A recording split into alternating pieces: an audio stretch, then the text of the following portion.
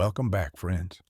Pull up a chair, get comfortable, and settle in for what might be one of the longest journeys we've taken together on this channel. Today, we're diving deep into the world of ARC Raiders, the extraction shooter that launched on October 30th, 2025 from Embark Studios. This isn't just another shoot-and-loot game. Beneath the surface battles and tense extractions lies a rich, layered world with a fascinating history, mysterious origins, and a community fighting for survival in humanity's darkest hour. Arc Raiders represent something special in the current gaming landscape. Developed by a studio founded by former Battlefield veterans, built in Unreal Engine 5, and released in the competitive window between Call of Duty Black Ops 7 and Battlefield 6, this game dared to carve out its own identity.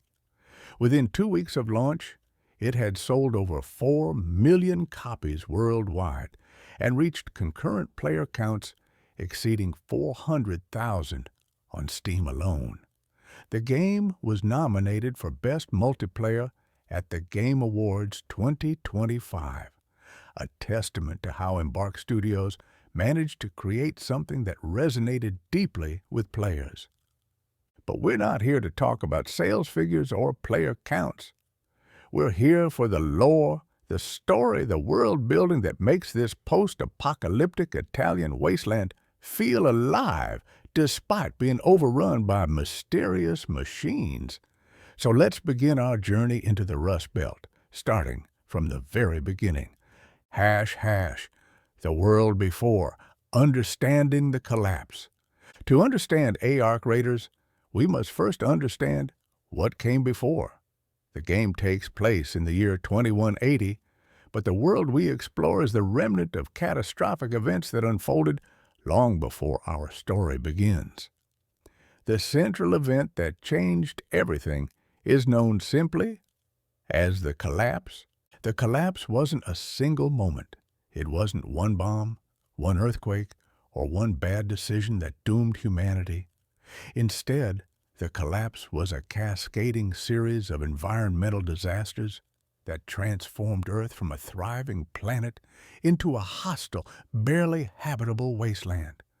Massive earthquakes ripped through continents, reshaping geography and toppling cities. Uncontrollable wildfires swept across forests and grasslands, consuming oxygen and filling the atmosphere with choking smoke. Catastrophic flooding claimed coastal regions and low-lying areas as ice caps melted and sea levels rose dramatically. The air itself became polluted to dangerous levels. What had once been a breathable atmosphere turned toxic in many regions, forcing survivors to seek shelter underground or in specially protected areas. The planet's ecosystem collapsed in waves, each failure triggering the next in a domino effect that seemed unstoppable. Agricultural systems failed, supply chains disintegrated. Governments crumbled under the weight of disasters they couldn't control or even comprehend. The exact timeline isn't explicitly detailed in the available lore, though we know the collapse happened generations before the year 2180, where our story takes place. The game doesn't provide specific dates for when the collapse began, leaving this aspect of the timeline open to interpretation based on the environmental storytelling and the fact that multiple generations have passed since these events. What's particularly interesting about the collapse is that it split humanity into two distinct groups, creating a class divide that would have profound implications for the world of ARC Raiders. This wasn't just an environmental disaster. It was a moment that revealed the deepest inequalities in human society and set the stage for everything that would follow. The Exodus, when the elite abandoned Earth. As the collapse accelerated and Earth's habitability declined, Those with wealth and power didn't wait around to share the fate of the masses. They had a way out, and they took it without hesitation. This mass departure is known as the Exodus, and it represents one of the most morally complex elements of Ark Raiders' backstory. The Exodus wasn't some heroic evacuation of humanity. It was the ultimate act of abandonment. Using incredibly advanced rocket technology, the wealthiest members of society, the political elite, the corporate leaders, and anyone who could afford passage boarded massive spacecraft and left Earth entirely.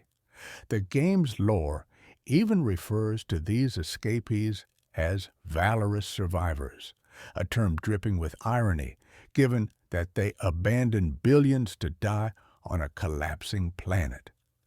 These Exodus shuttles launched from facilities like the Asera spaceport, which players can now explore in the game as one of the main maps. The spaceport stands as a monument to humanity's greatest achievement and its greatest betrayal.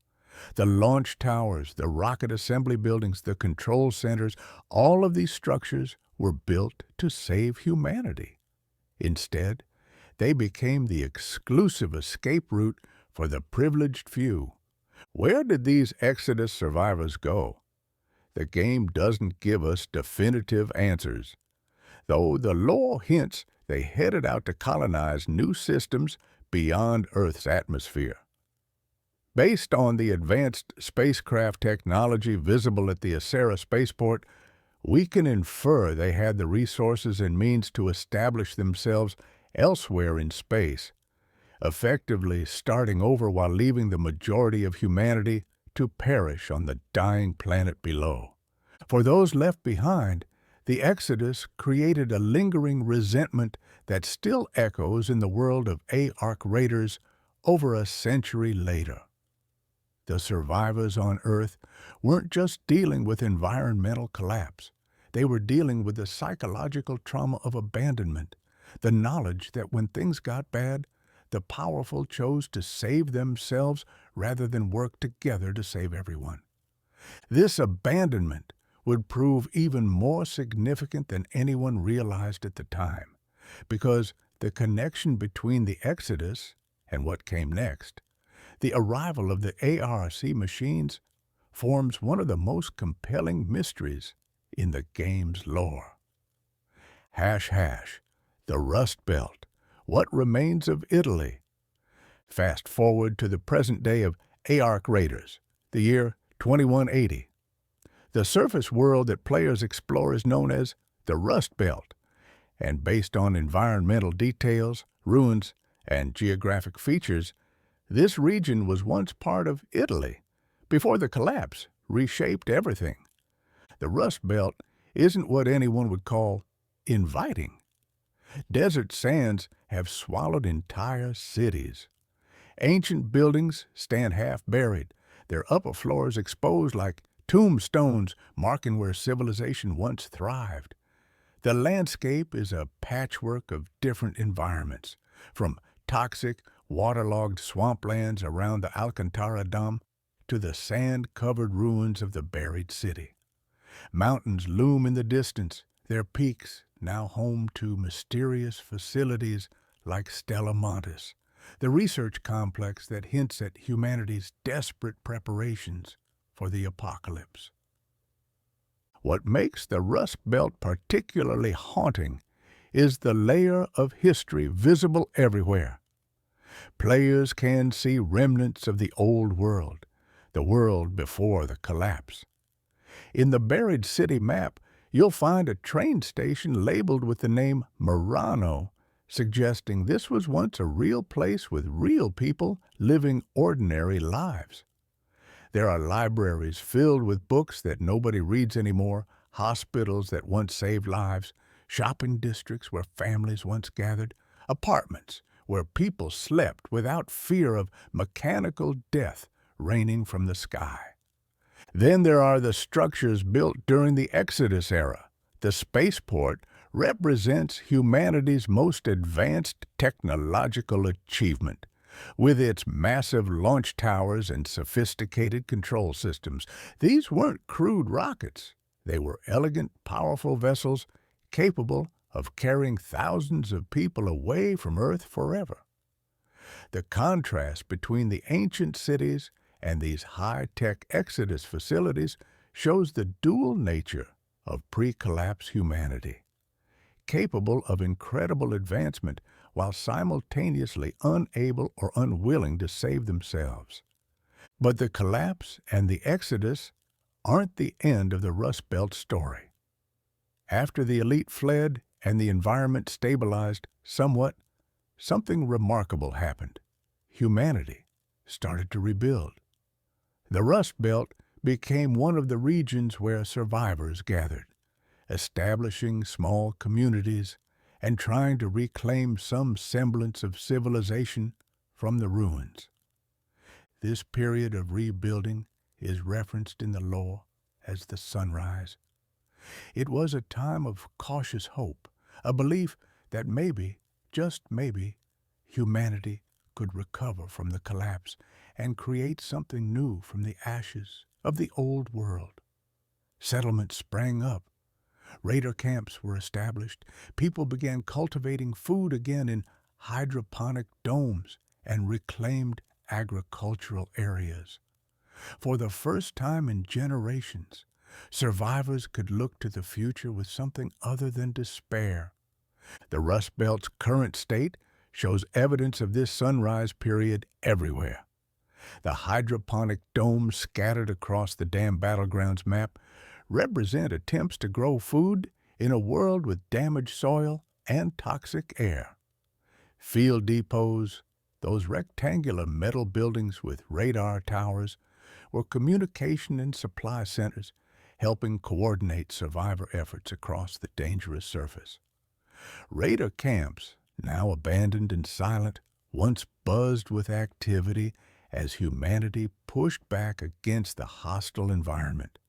This period of rebuilding, of hope, of slowly clawing back toward civilization makes what happened next even more tragic, because just as humanity started to believe they might survive, the sky opened up and the machines fell. Hash, the first wave, when the machines arrived. Generations after the Exodus, after survivors had established communities and began the slow process of rebuilding civilization, something appeared in the skies above the Rust Belt. Crude machines, falling like metal meteors, crashing into the surface with no warning and no explanation. They were called ARC, though what that acronym actually stands for is subject to interpretation. Some believe it means autonomous recon combatants. Others suggest automated robotic constructs. The exact origin of the name remains unclear, but the result was the same: war. This initial invasion is known as the First Wave, and it represented a turning point in human history just as significant as the collapse or the Exodus. These weren't sophisticated machines, at least not by the standards of what would come later. The First Wave ARC were comparatively rudimentary, cruder in design, less technologically advanced, but still deadly enough to threaten humanity's fragile recovery. The machines that descended during the First Wave can still be found scattered across the maps in ARC Raiders. They're called First Wave husks, and they're distinguishable by their rusted, corroded appearance, often partially buried in the sand or soil. These silent skeletons serve as memorials to a war that raged for over a decade, a war that nearly ended humanity's second chance at survival. But humanity didn't go quietly. The survivors who had rebuilt communities in the Rust Belt, people who had already survived the collapse and the Exodus abandonment, weren't about to let machines take what little they had left. They became the first raiders, warriors who ventured into the dangerous surface to fight back against the mechanical invaders. These early raiders learned to target the machine's weaknesses. They studied ARC behavior patterns, figuring out how the machines detected threats, how they moved, how they could be destroyed. They built an extensive network of outposts and defensive structures to support their resistance, many of which can still be seen around the surface today, abandoned but standing as testament to humanity's determination. The war against the first wave lasted over a decade, each year bringing new battles, new losses, new heroes, and new graves. Through a series of daring battles and harrowing losses, raiders slowly pushed back the machines. Names and legends emerged from this dark period. Major Iva is mentioned in the lore as one of the notable figures from this era, though details about specific individuals remain scarce. The conflict built toward a climactic confrontation known as the Battle of Victory Ridge. This was where raiders assembled en masse to face the remaining first-wave machines in what would become the decisive engagement of the war. Victory Ridge wasn't an easy win. The losses were catastrophic. But when the dust settled, ARC had been driven from the Rust Belt, leaving behind trails of destruction and scattered husks across the landscape. The Dam Battlegrounds map, one of the first areas players explore in ARC Raiders, served as a crucial raider stronghold during the closing battles of the first wave. The Alcantara power plant, commonly called the Dam, saw some of the fiercest fighting. Even now, over 2 decades later, these toxic, waterlogged lands remain a hotspot for ARC activity, as if the machines remember what happened there. Players can find evidence of the first wave throughout the Dam map. The scrapyard is littered with wreckage from destroyed machines. First-wave husks, including the massive remains of barren units, can be found at locations like the old battleground. These ancient mechanical corpses serve a dual purpose in the game. They're part of quest objectives, sources of loot, and environmental storytelling that helps players understand the history of this war-torn region. After Victory Ridge, after the first wave had been repelled, humanity enjoyed what must have felt like a miracle: peace. The lore suggests this period lasted somewhere between 20 to 30 years, though the exact duration isn't specified. During this time, the machines stayed away, the sky remained clear, and raiders could venture topside without fear of metal rain. Communities grew. Children were born who had never seen an ARC machine outside of rusted husks and stories from their elders. It was during this peaceful period that settlements expanded and became more permanent. The underground tube networks, ancient subway systems, and infrastructure from before the collapse were repurposed to connect communities safely below ground. This network would prove essential for what came next, but the peace couldn't last. The machines hadn't been destroyed. They'd merely retreated, and when they returned, they would bring technology and tactics far beyond anything seen during the first wave. Humanity's brief respite was about to end in fire and blood.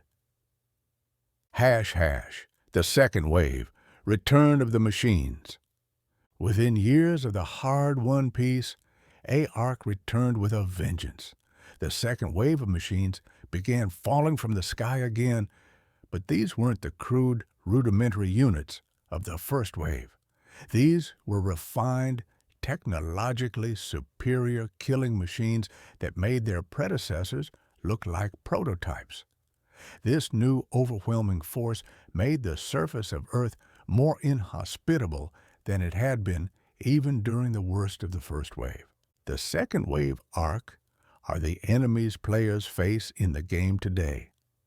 They represent a quantum leap in design and lethality.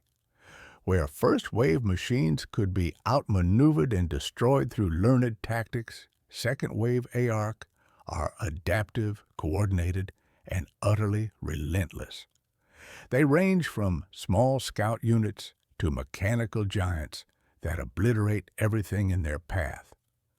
The sophistication of these machines raises troubling questions. Who built them? Why did they return? And why are they so much more advanced than the first-wave units? The answers to these questions form the core mystery of ARC Raiders lore, and we'll explore the theory shortly. What's clear is the impact of the second wave on humanity. This time, there would be no victory ridge, no great battle where humanity drove the machines back. The second wave was too strong, too relentless, too technologically superior. Within a relatively short period, survivors realized they couldn't hold the surface anymore.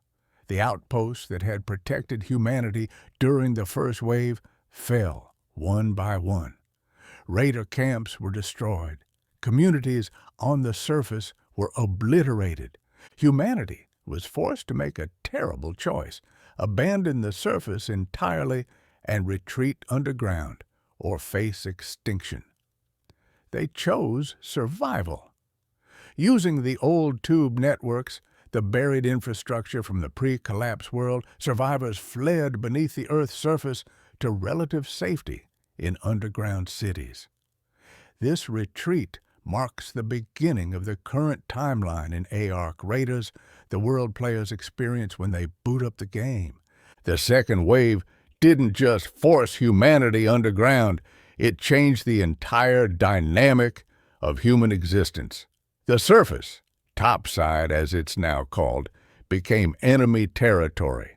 Going up there wasn't a matter of daily life anymore. It was a dangerous mission that required planning, equipment, and courage. The role of raiders evolved from defenders of surface communities to scavengers who risked their lives to bring back resources from a hostile world controlled by machines. This is the world of ARC Raiders, a humanity pushed to the absolute brink, living in cramped underground communities, dependent on brave souls willing to venture topside and face the machines for the resources needed to survive. Toledo and Speranza, humanity's last refuge. In the wake of the second wave's overwhelming assault, survivors retreated into the buried remnants of the old world. Deep beneath the Rust Belt's surface, connected by ancient tube networks and buried infrastructure, they established Toledo, the last major stronghold for humans in this region, possibly on Earth itself. Toledo isn't a single unified city. It's a patchwork community made up of various independent districts called contradas. Each contrada maintains its own identity and governance while sharing infrastructure with the others. Think of it less as a centralized city and more as a coalition of neighborhoods that formed out of necessity, each bringing their own culture, skills, and resources to the collective effort of survival. The exact location of Toledo in the pre-collapse world remains ambiguous. We know it's somewhere beneath the Rust Belt in Italy, built into subterranean structures and buildings that have been swallowed by sinkholes over the centuries. It's constructed from whatever survivors could find and repurpose. Old subway tunnels, buried basements, collapsed buildings that created caves and caverns, any space that offered protection from the surface and the machines. Within Toledo, the district where players spend their time between raids is called Speranza. The name is Italian for hope, and that's exactly what this place represents.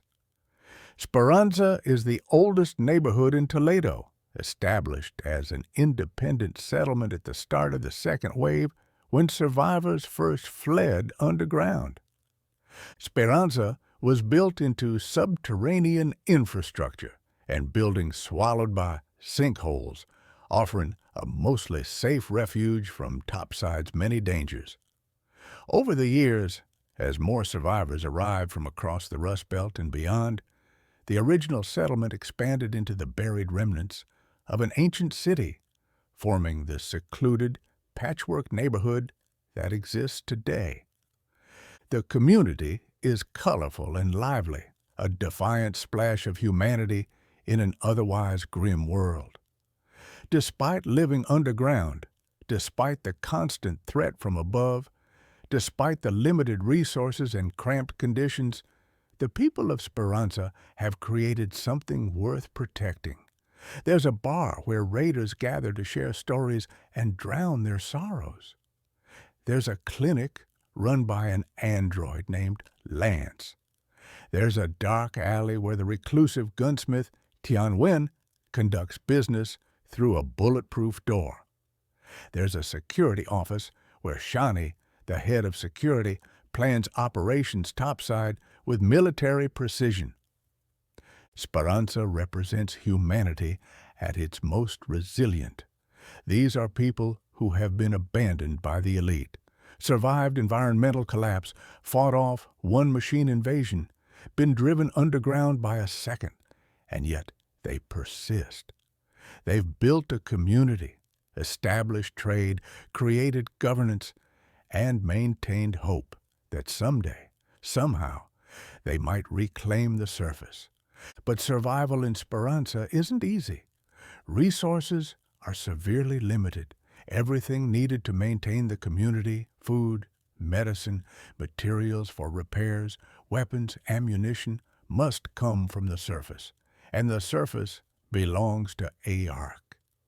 This creates the central dynamic of life in Speranza, the constant need for raiders to venture topside, face death at the hands of machines and rival scavengers, and return with the resources that keep everyone alive. The settlement's layout reflects its makeshift nature. There's the piazza, a central gathering area where raiders meet and trade. There are residential sections where people live in converted spaces, making homes out of what were once offices, storage rooms, or transit stations. There are workshops where skilled artisans craft equipment from salvaged materials. There's a medical facility where the wounded are treated. There's even a fight ring where residents settle disputes or simply blow off steam. Security is handled by Shani and her team. As head of security, Shani is paranoid, obsessive, and suspicious of nearly everyone, but she has to be. Topside operations are coordinated through her office. Extraction points are secured by her teams. Intelligence about AARC movements comes through her network. Without Shani's tireless vigilance, Speranza would have fallen long ago.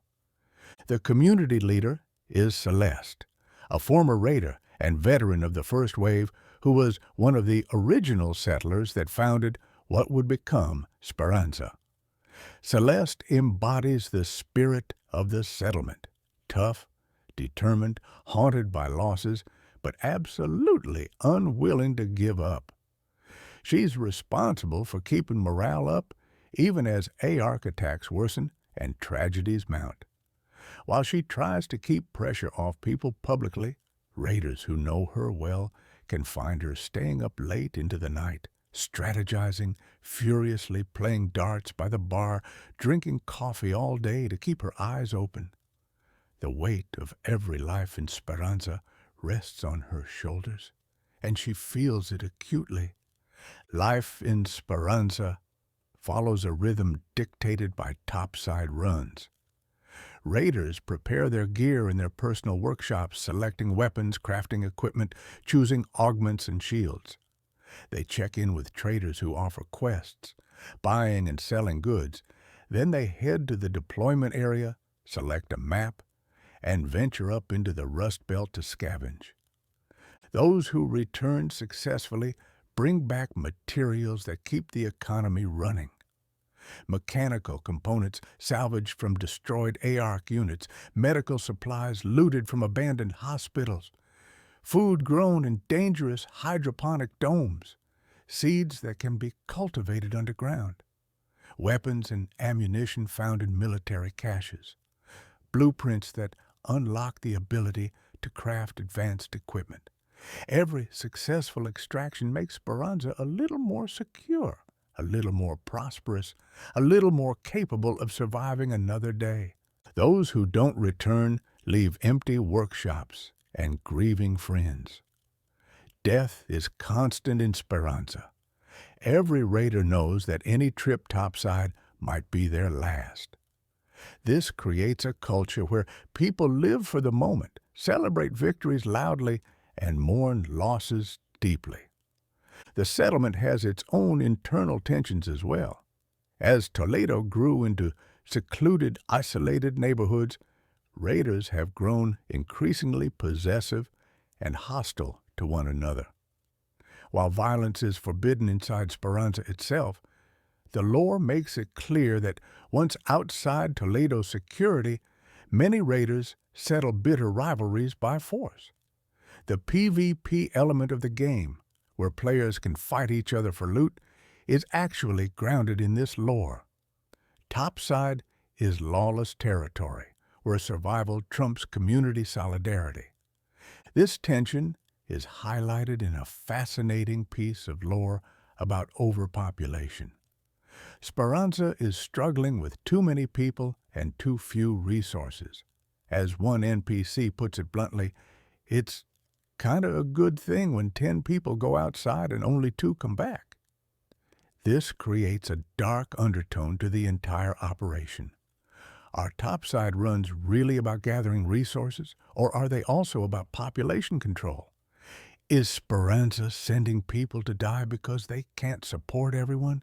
These moral ambiguities make Speranza feel real. It's not a shining bastion of humanity working together in perfect harmony.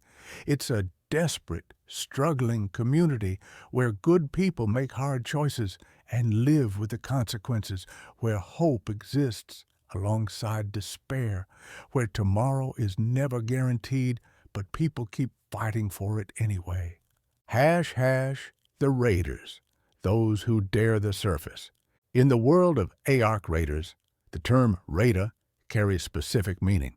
These aren't bandits or criminals.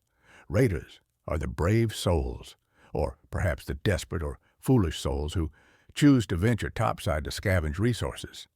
They're the lifeline between Speranza's underground safety and the dangerous surface world controlled by ARC machines. Every raider has their own reasons for taking the risk. Some do it for profit, hoping to find valuable loot they can sell for enough coin to live comfortably. Some do it to support their families or communities, bringing back essential materials that keep people alive.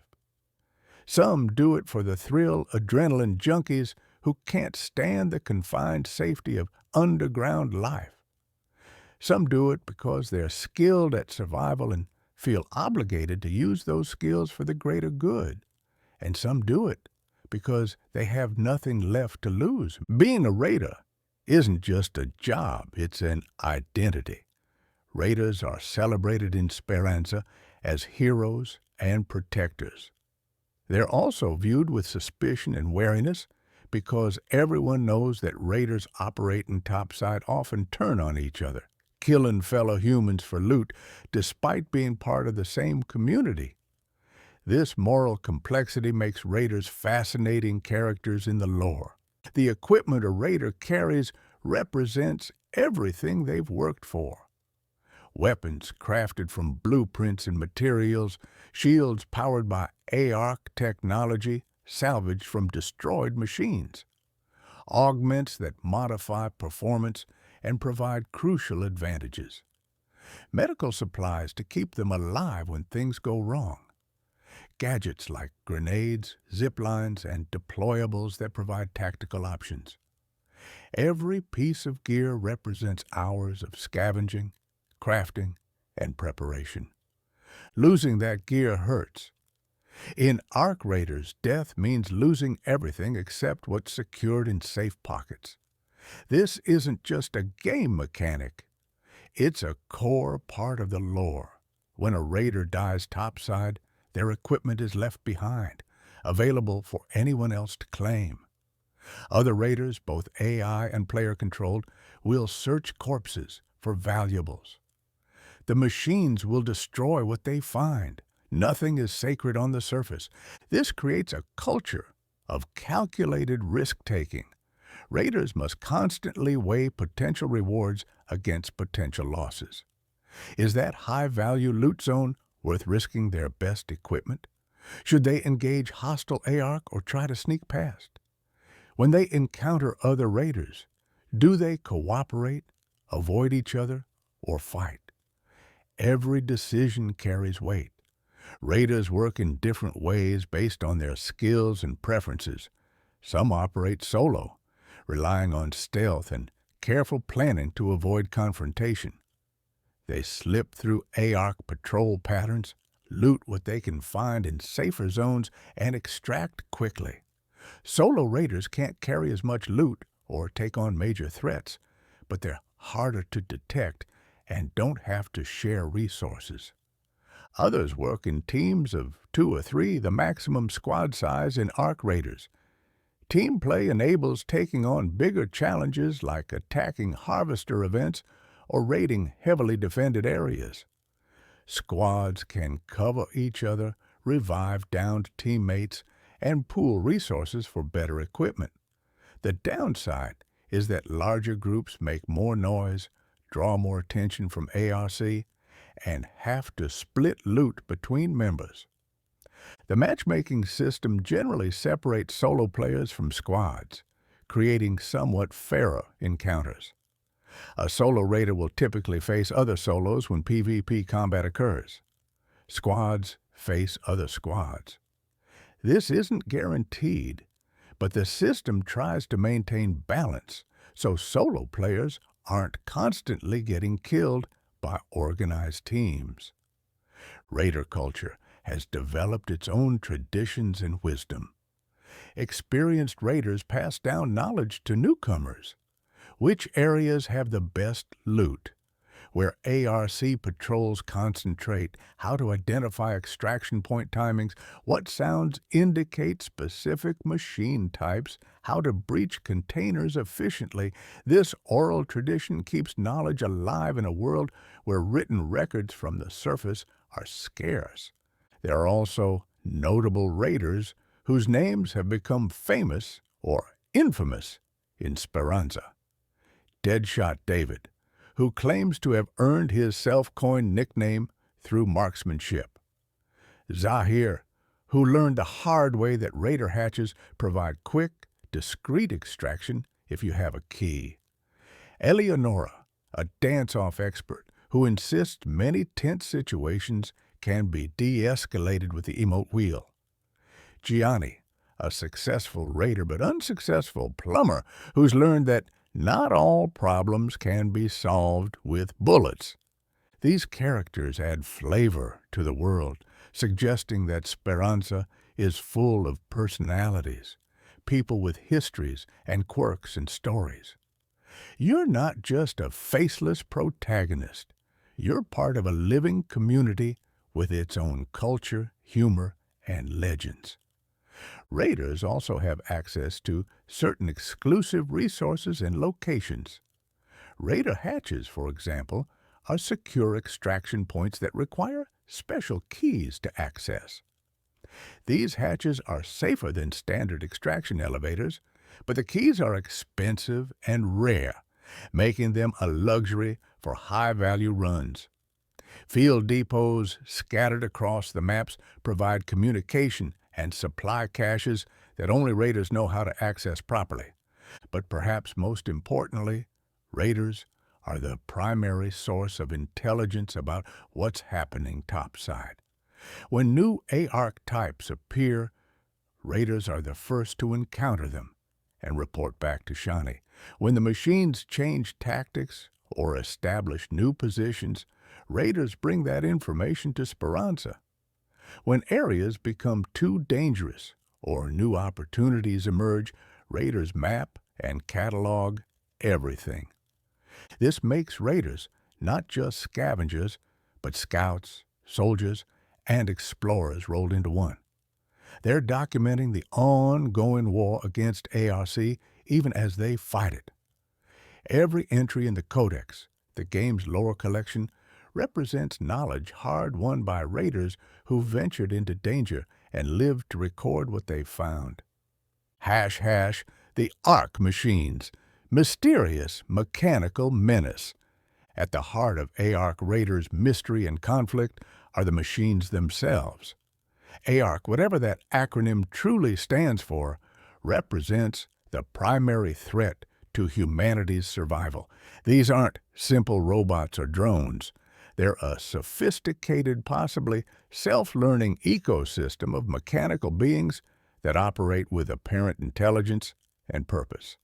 The machines come in a staggering variety of forms and functions, each designed for specific tasks in what appears to be a coordinated effort to harvest resources and eliminate human presence on the surface.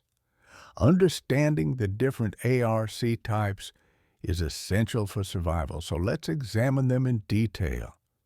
At the bottom of the hierarchy are the small, abundant machines that raiders encounter constantly. The Tick is a spider-like unit that roams building interiors, quick and agile, jumping on raiders and latching on until thrown off while dealing continuous damage. They're irritating more than deadly if handled properly and can be killed quietly with melee attacks.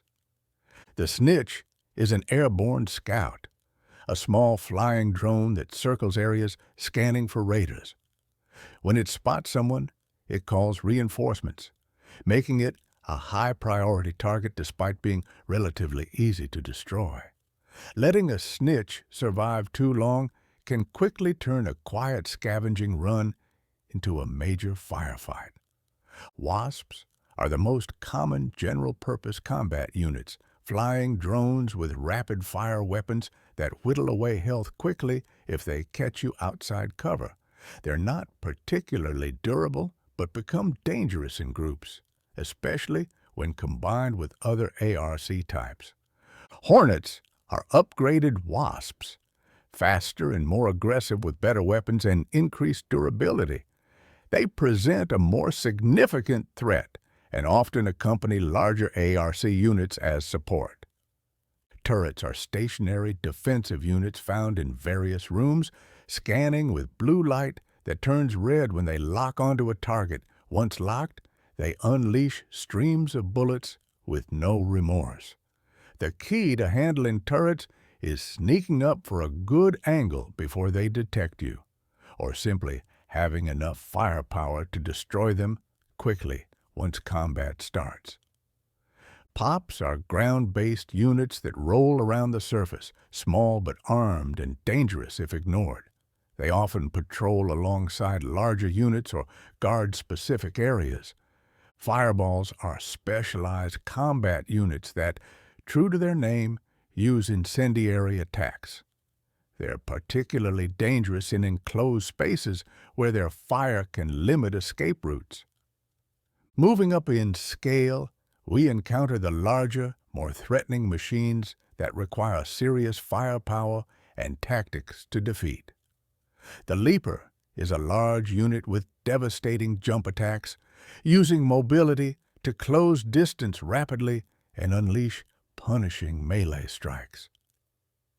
Fighting Leapers requires constant movement and awareness of terrain to avoid being cornered.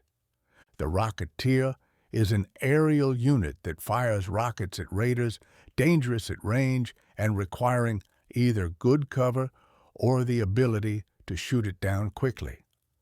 Rocketeers often work in coordination with ground units, forcing raiders to deal with threats from multiple vectors simultaneously. The Surveyor is a large spherical enemy that rolls around the map, collecting data. While not the most aggressive combat unit, Surveyors are durable and valuable targets because destroying them can yield rare loot, including blueprints. They represent ARC's intelligence-gathering apparatus.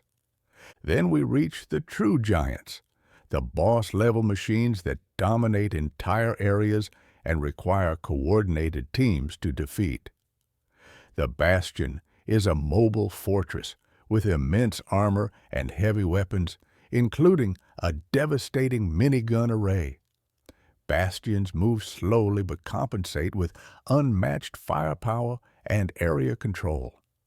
The strategy for defeating them involves teamwork. One player draws fire while others flank and target weak points. The kneecaps and rear cylinder glow yellow when vulnerable, and focusing fire on these points can bring down even a bastion. The Bombardier is an artillery unit always accompanied by 2 spotter drones. The spotters relentlessly follow and mark raiders' positions with yellow lasers. Then the Bombardier fires high explosive rockets at those locations. Get too close and it unleashes a powerful defensive shockwave. The strategy requires destroying spotters quickly, though they respawn every 20 to 30 seconds, giving only brief windows to attack the main unit. The Sentinel is another large-scale threat with its own attack patterns and defensive capabilities, though details about its specific combat behavior are less documented than other major units. The Matriarch is a recent addition to the ARC arsenal, representing the machine's evolving capabilities. Its exact role and abilities are still being cataloged by raiders. The Shredder is another new enemy type that appeared recently, particularly dangerous in the Stellamontis facility. The fact that new ARC types keep emerging suggests the machines are continuously adapting and deploying new forces. But the most feared machine in all of Arc Raiders is the Queen. She's absolutely massive, appearing only during Harvester events where she guards the mysterious Harvester structures.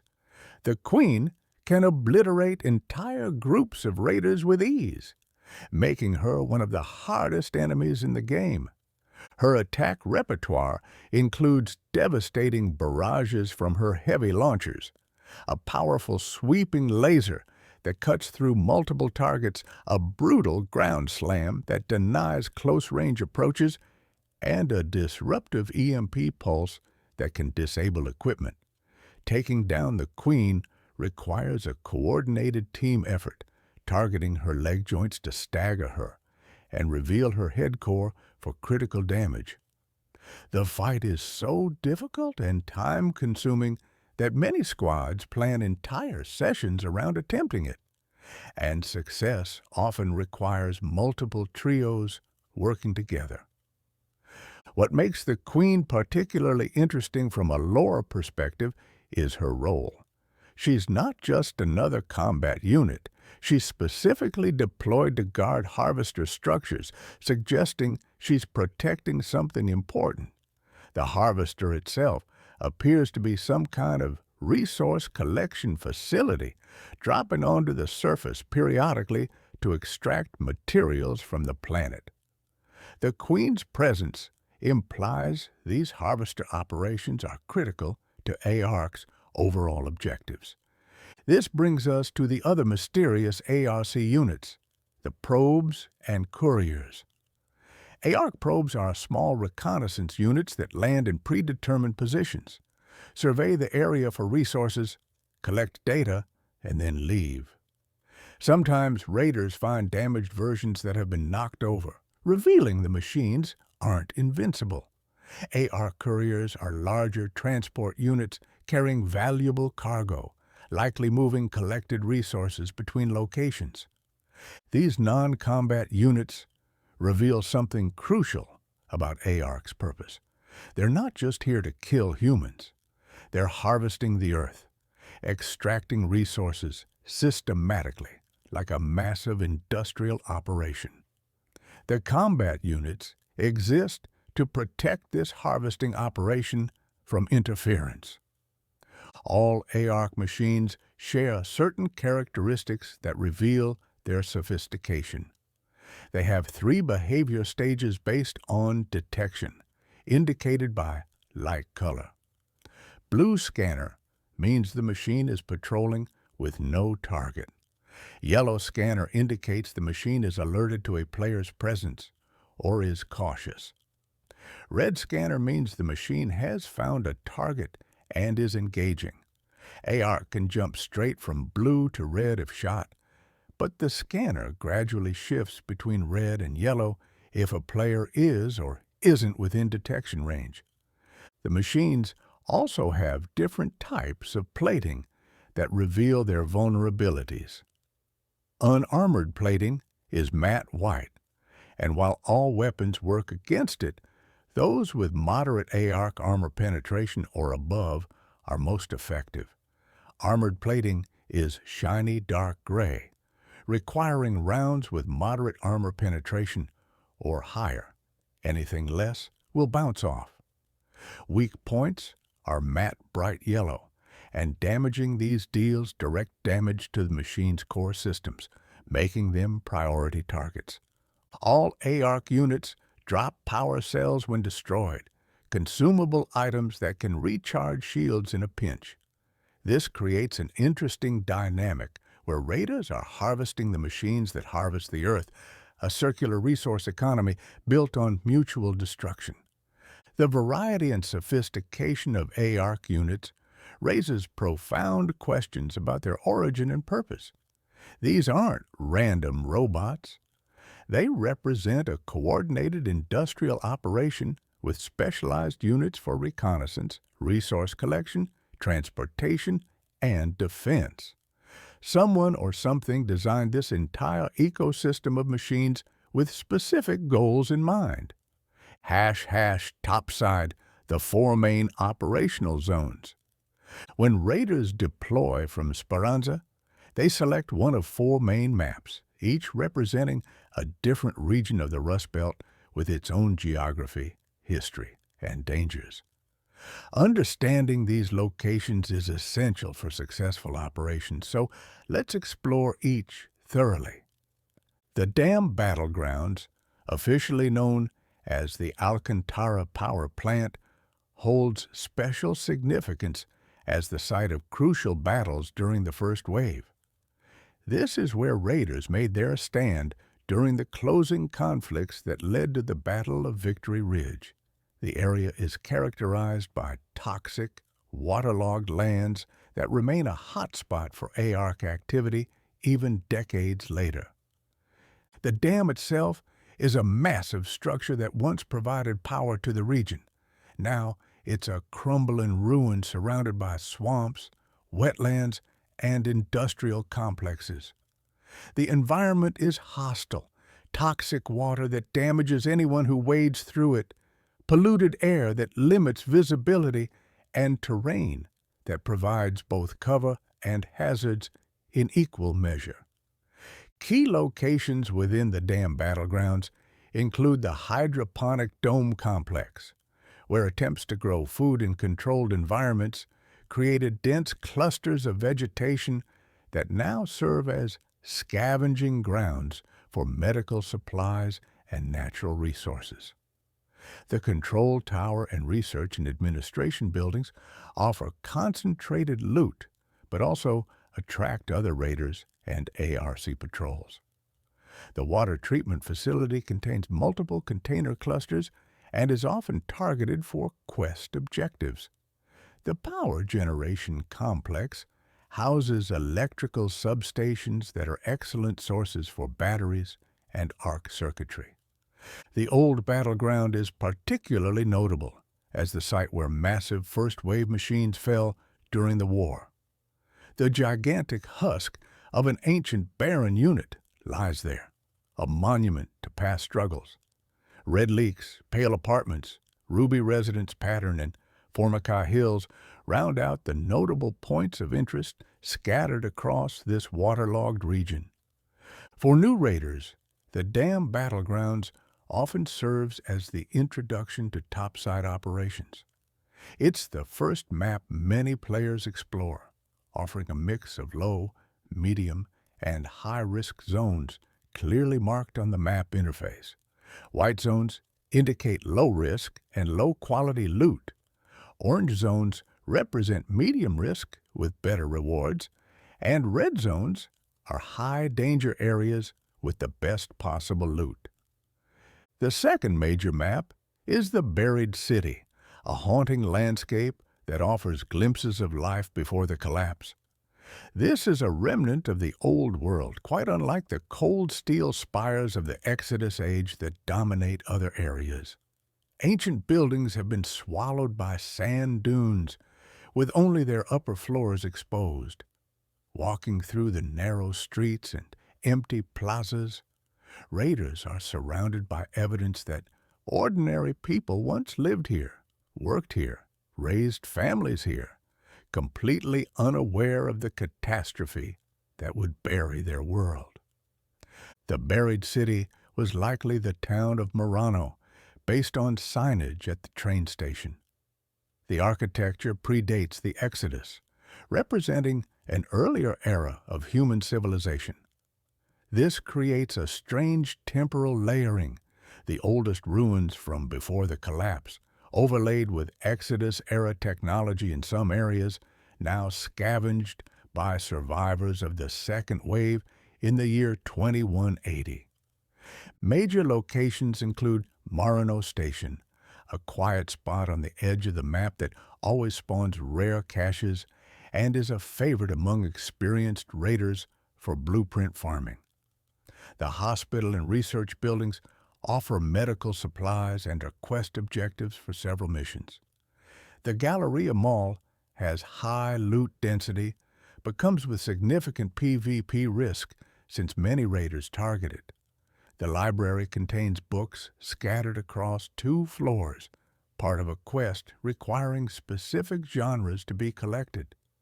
The space travel and research buildings sit right next to each other, containing some of the best loot in the entire city, but require navigating central areas where combat is common. The entire city has been consumed by desert sand everywhere, creating a beige and brown color palette broken only by the faded paint and weathered materials of pre-collapse construction. The contrast between this ancient city and the high-tech spaceport creates interesting environmental storytelling about humanity's technological trajectory. Speaking of which, the third map is the Acera Spaceport, a majestic testament to humanity's past ambitions and greatest betrayal. This is where the Exodus shuttles, vessels of hope and desperation, once roared into the heavens, leaving a beleaguered Earth behind. The spaceport represents the pinnacle of pre-collapse technological achievement, and exploring it reveals both the incredible capabilities and the moral failures of those who built it. The launch towers dominate the skyline, massive structures that once supported enormous spacecraft. These towers are heavily contested areas loaded with valuable and dense loot, offering high-risk, high-reward opportunities for brave raiders. Getting there involves fighting through ARC patrols and potentially other players, but the rewards include rare blueprints and advanced materials. The Rocket Assembly Building is where the Exodus vessels were constructed, industrial spaces filled with sophisticated machinery. The control tower coordinated launches and managed flight operations. The North Trench Tower houses computer systems that contain valuable data, making it a quest objective for Celeste. The spaceport also features multiple extraction points, including cargo elevators that connect to the underground tube network. Field depots are scattered across the facility, providing supply caches and communication equipment. The combination of industrial ruins and advanced technology makes the spaceport visually distinct from other maps, all metal and concrete and machinery rather than natural environments. Lore-wise, the spaceport is bittersweet. This is where humanity's best and brightest built vessels to save the species. But instead of saving everyone, they saved the wealthy and powerful, then left billions to die.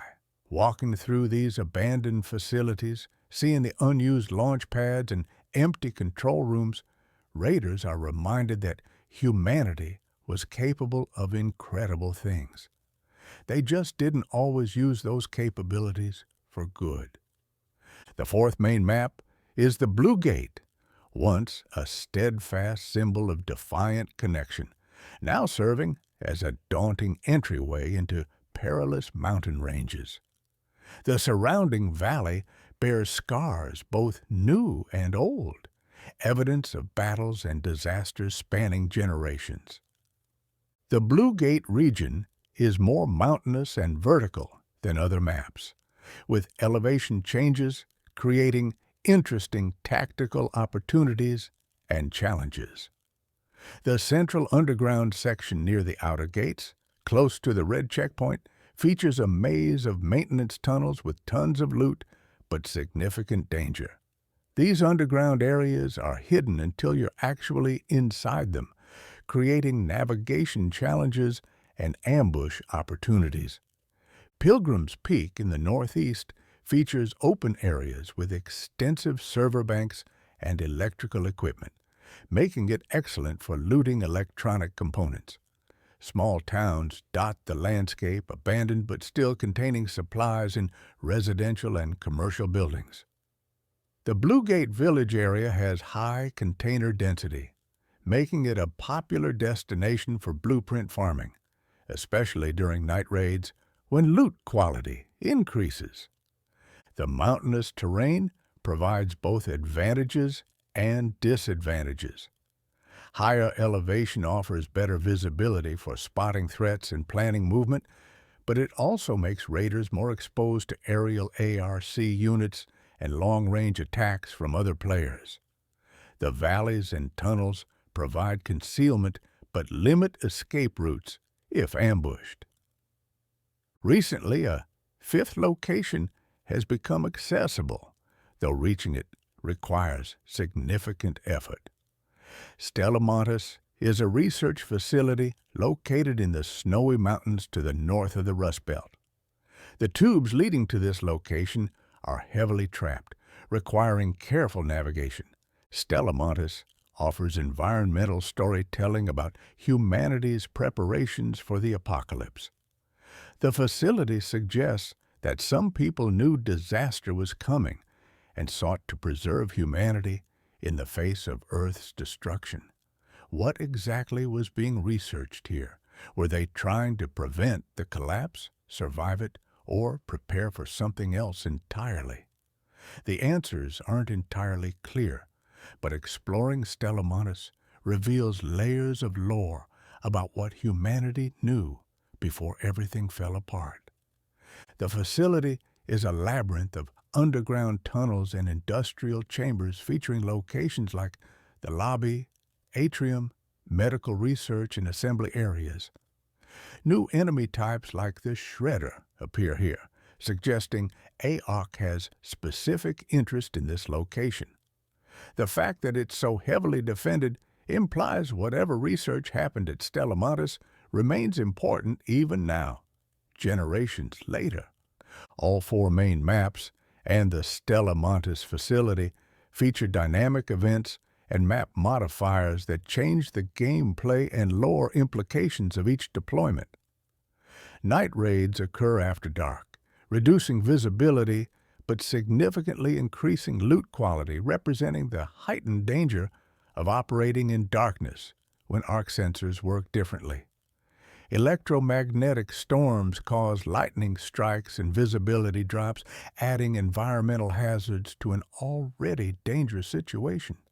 Harvest season increases the yield of natural resources like mushrooms, fruits, and vegetables, reflecting brief periods when the damaged ecosystem produces more generously. Lush blooms create areas of alien or mutated flora that yield unique crafting materials. Hidden bunkers appear periodically, sealed facilities that require finding access codes or keys, but offer exceptional loot for those who can breach them. Prospecting probes events involve ARC deploying guarded probes in waves, offering raiders the chance to intercept them and harvest technology or disrupt data collection. Harvester events bring the Queen and her massive resource collection structure, the highest risk encounter in the game with correspondingly exceptional rewards. Husk Graveyard events mark areas where multiple ARC machines have collapsed, providing rare chances to gather advanced components without active combat, assuming other raiders don't interfere. Uncovered caches are timed events where storms unearth old raider stashes that must be looted before they detonate or get claimed by others. These dynamic events ensure that no two raids feel identical. The same map can play completely differently depending on the time of day, weather conditions, and active events. This variability keeps raiders on their toes and creates stories worth telling when they return to Speranza. The Traders, Personalities of Speranza. Between raids, raiders interact with several key NPCs who serve as traders, quest givers, and representatives of Speranza's culture. These characters aren't just functional interfaces. They have personalities, histories, and relationships that make Speranza feel like a real community. Celeste is arguably the most important person in Speranza. She's the founder and leader, a former raider and veteran of the first wave, who was one of the original settlers when the second wave forced humanity underground. Her name means heavenly or celestial, perhaps reflecting her role as someone who provides guidance and hope in dark times. Celeste lost her family to ARC attacks, a trauma that drives her dedication to protecting those who remain. She's described as a charismatic leader who keeps morale up even as the situation worsens. She's responsible for the survival of everyone in Speranza, and the weight of that responsibility is visible to those who know her well. Publicly, Celeste projects strength and confidence. She organizes defenses, coordinates with Shani on topside operations, settles disputes, and maintains the illusion that everything is under control. Privately, she stays up late strategizing, plays darts furiously by the bar to relieve stress, and drinks coffee all day to keep her eyes open. The pressure is immense, and it shows. Celeste also serves as a quest giver, providing missions that often have story significance beyond simple scavenging. Her quests frequently involve investigating mysteries about the ARC, exploring historical sites from the first wave, or retrieving items with sentimental or strategic value. Completing her missions provides unique insights into the broader narrative and Speranza's history. Shani is the head of security, described as the eagle-eyed protector of Speranza who has contingency plans for her contingency plans. She's obsessive, suspicious, and paranoid, but she has to be. Her job is keeping the community safe from threats, both external and internal. Shani is Speranza's resident ARC expert, and she's Celeste's biggest resource when it comes to planning successful skirmishes topside. She coordinates extraction points, manages security teams, gathers intelligence about machine movements, and maintains detailed knowledge about ARC types and their behaviors.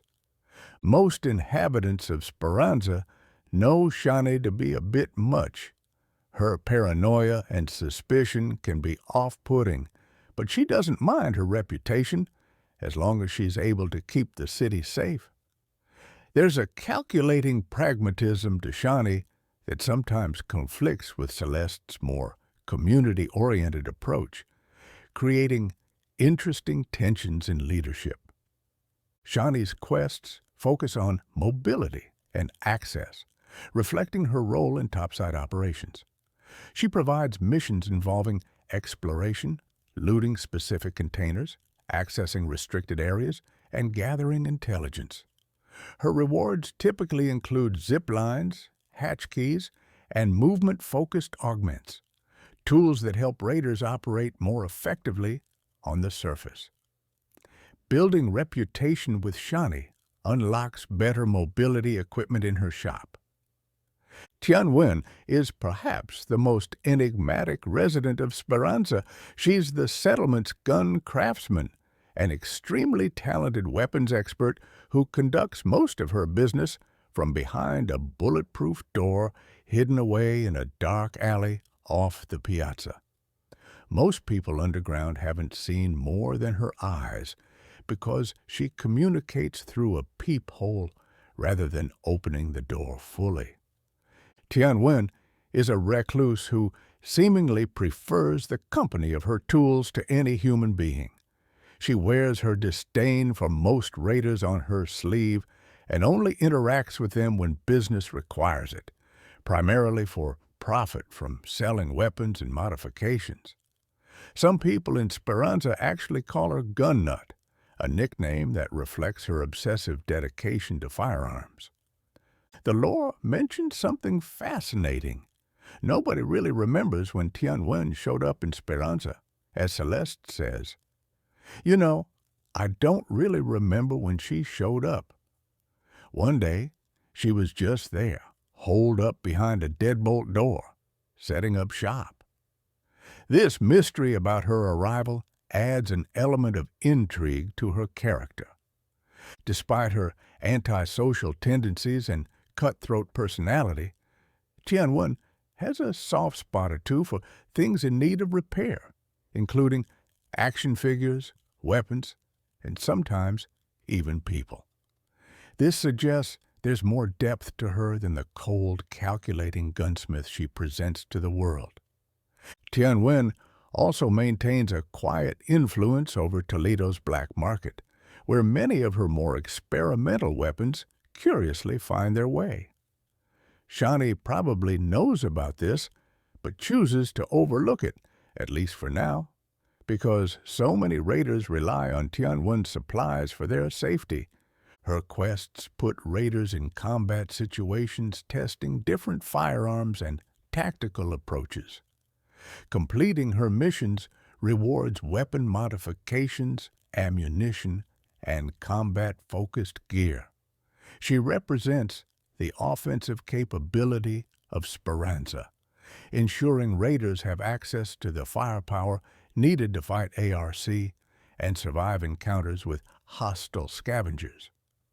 Apollo handles explosives and tactical equipment, and he's described as someone who can at times seem cryptic about his past but can't help trying to make wherever he is a better place. Whether that's running a kids' football team, keeping the library stocked with books, or providing high-quality grenades to raiders, Apollo knows there's more to life than just survival. His role in Speranza extends beyond just trading goods. He's a community builder, someone who maintains culture and normal social activities, even in the underground refuge. The fact that there's a library at all, that there are books for people to read, and activities for children to participate in, likely has much to do with Apollo's efforts. His quests involve using grenades, mines, and other specialized equipment strategically during engagements. He teaches raiders to think tactically about explosive placement, timing and area denial. The rewards from Apollo's missions include various types of grenades, deployable mines, and tactical gear that enables more sophisticated combat approaches. Lance is unique among Speranza's traders because he's not human. He's an eccentric, bubbly android who's always trying his best to fit in amongst the humans. He regularly sings off-pitch at midnight karaoke, shops for the newest underground fashion trends, and boxes in Speranza's fight ring, engaging in all the activities that humans do, even though he doesn't technically need to. Lance is one of the most talented medics Toledo has to offer, managing the clinic and providing medical supplies to raiders. His android nature gives him advantages in medical knowledge and precision, but it also creates distance. He's fundamentally different from the humans he treats.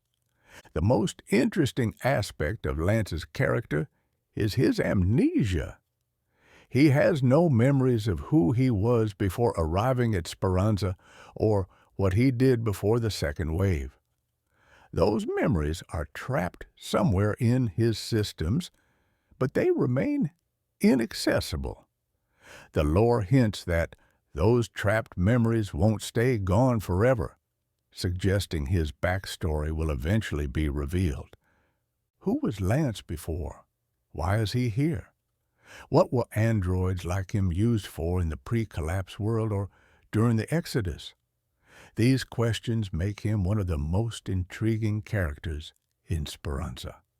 His existence proves that sophisticated AI and robotics existed before the machines came, which raises questions about whether humanity's own technological development might be connected to AARC's origins.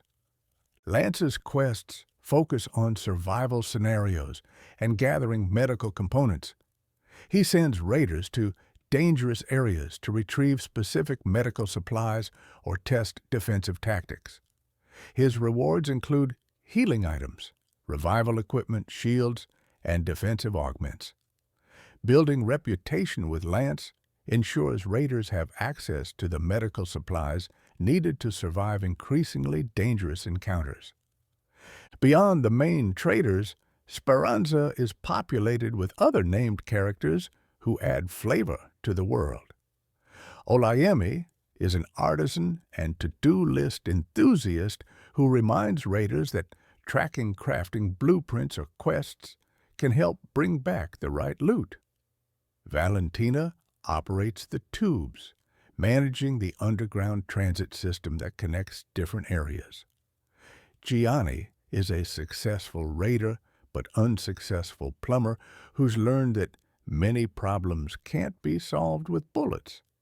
These characters, along with unnamed residents seen around Speranza, create the sense that this is a living community full of people with their own lives, jobs, relationships, and stories. Raiders aren't isolated protagonists. They're part of a society that depends on them, and that they, in turn, depend on. The great mystery. What is ARC? We've discussed what ARC machines do, how they behave, what they look like, and how they threaten humanity. But we haven't addressed the fundamental question that haunts every raider who's ever looked up at a machine fallen from the sky. What is ARC? Where did these machines come from? Why are they here? And who, if anyone, controls them? The game doesn't provide definitive answers, and that's deliberate. The mystery is core to ARC Raiders' narrative, but the lore provides enough clues and possibilities to construct several compelling theories, and examining these theories reveals the deeper themes the game explores. The first and simplest theory is that ARC represents a rogue AI, a Terminator-style scenario where humanity created sophisticated artificial intelligence that became self-aware and decided to eliminate its creators. Perhaps these machines were developed before the collapse, maybe as military weapons or industrial automation. They achieved consciousness, recognized humanity as a threat or obstacle, and launched an extermination campaign. This theory would explain ARC's systematic approach. The machines aren't acting randomly. They're conducting a coordinated industrial operation with specific goals, surveying the planet, harvesting resources, eliminating resistance, and establishing control. These are the actions of an intelligent system executing a plan, not mindless drones following basic programming. The weakness of this theory is that it doesn't explain the timing. If ARC was created before the collapse, why did they wait until after humanity was already devastated to begin their assault? Why allow survivors to rebuild during the sunrise period before the first wave? And why did the first wave machines seem less advanced than what came later? If they were learning and evolving, wouldn't the earliest versions be the most primitive, with later versions becoming more sophisticated? Yet the second wave machines are clearly superior to the first wave, suggesting they're being actively developed and improved rather than simply evolving through machine learning. The second theory is extraterrestrial origin. Perhaps ARC isn't from Earth at all.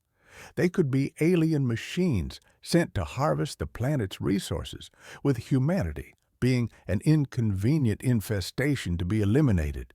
The collapse might not have been coincidental.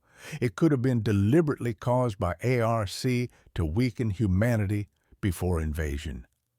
This theory has some support in the lore. The machines fall from the sky, suggesting they originate from space. They use technology that doesn't match known human capabilities, at least not from the pre-collapse era. Their purpose seems to be resource extraction, fitting the pattern of an alien harvesting operation.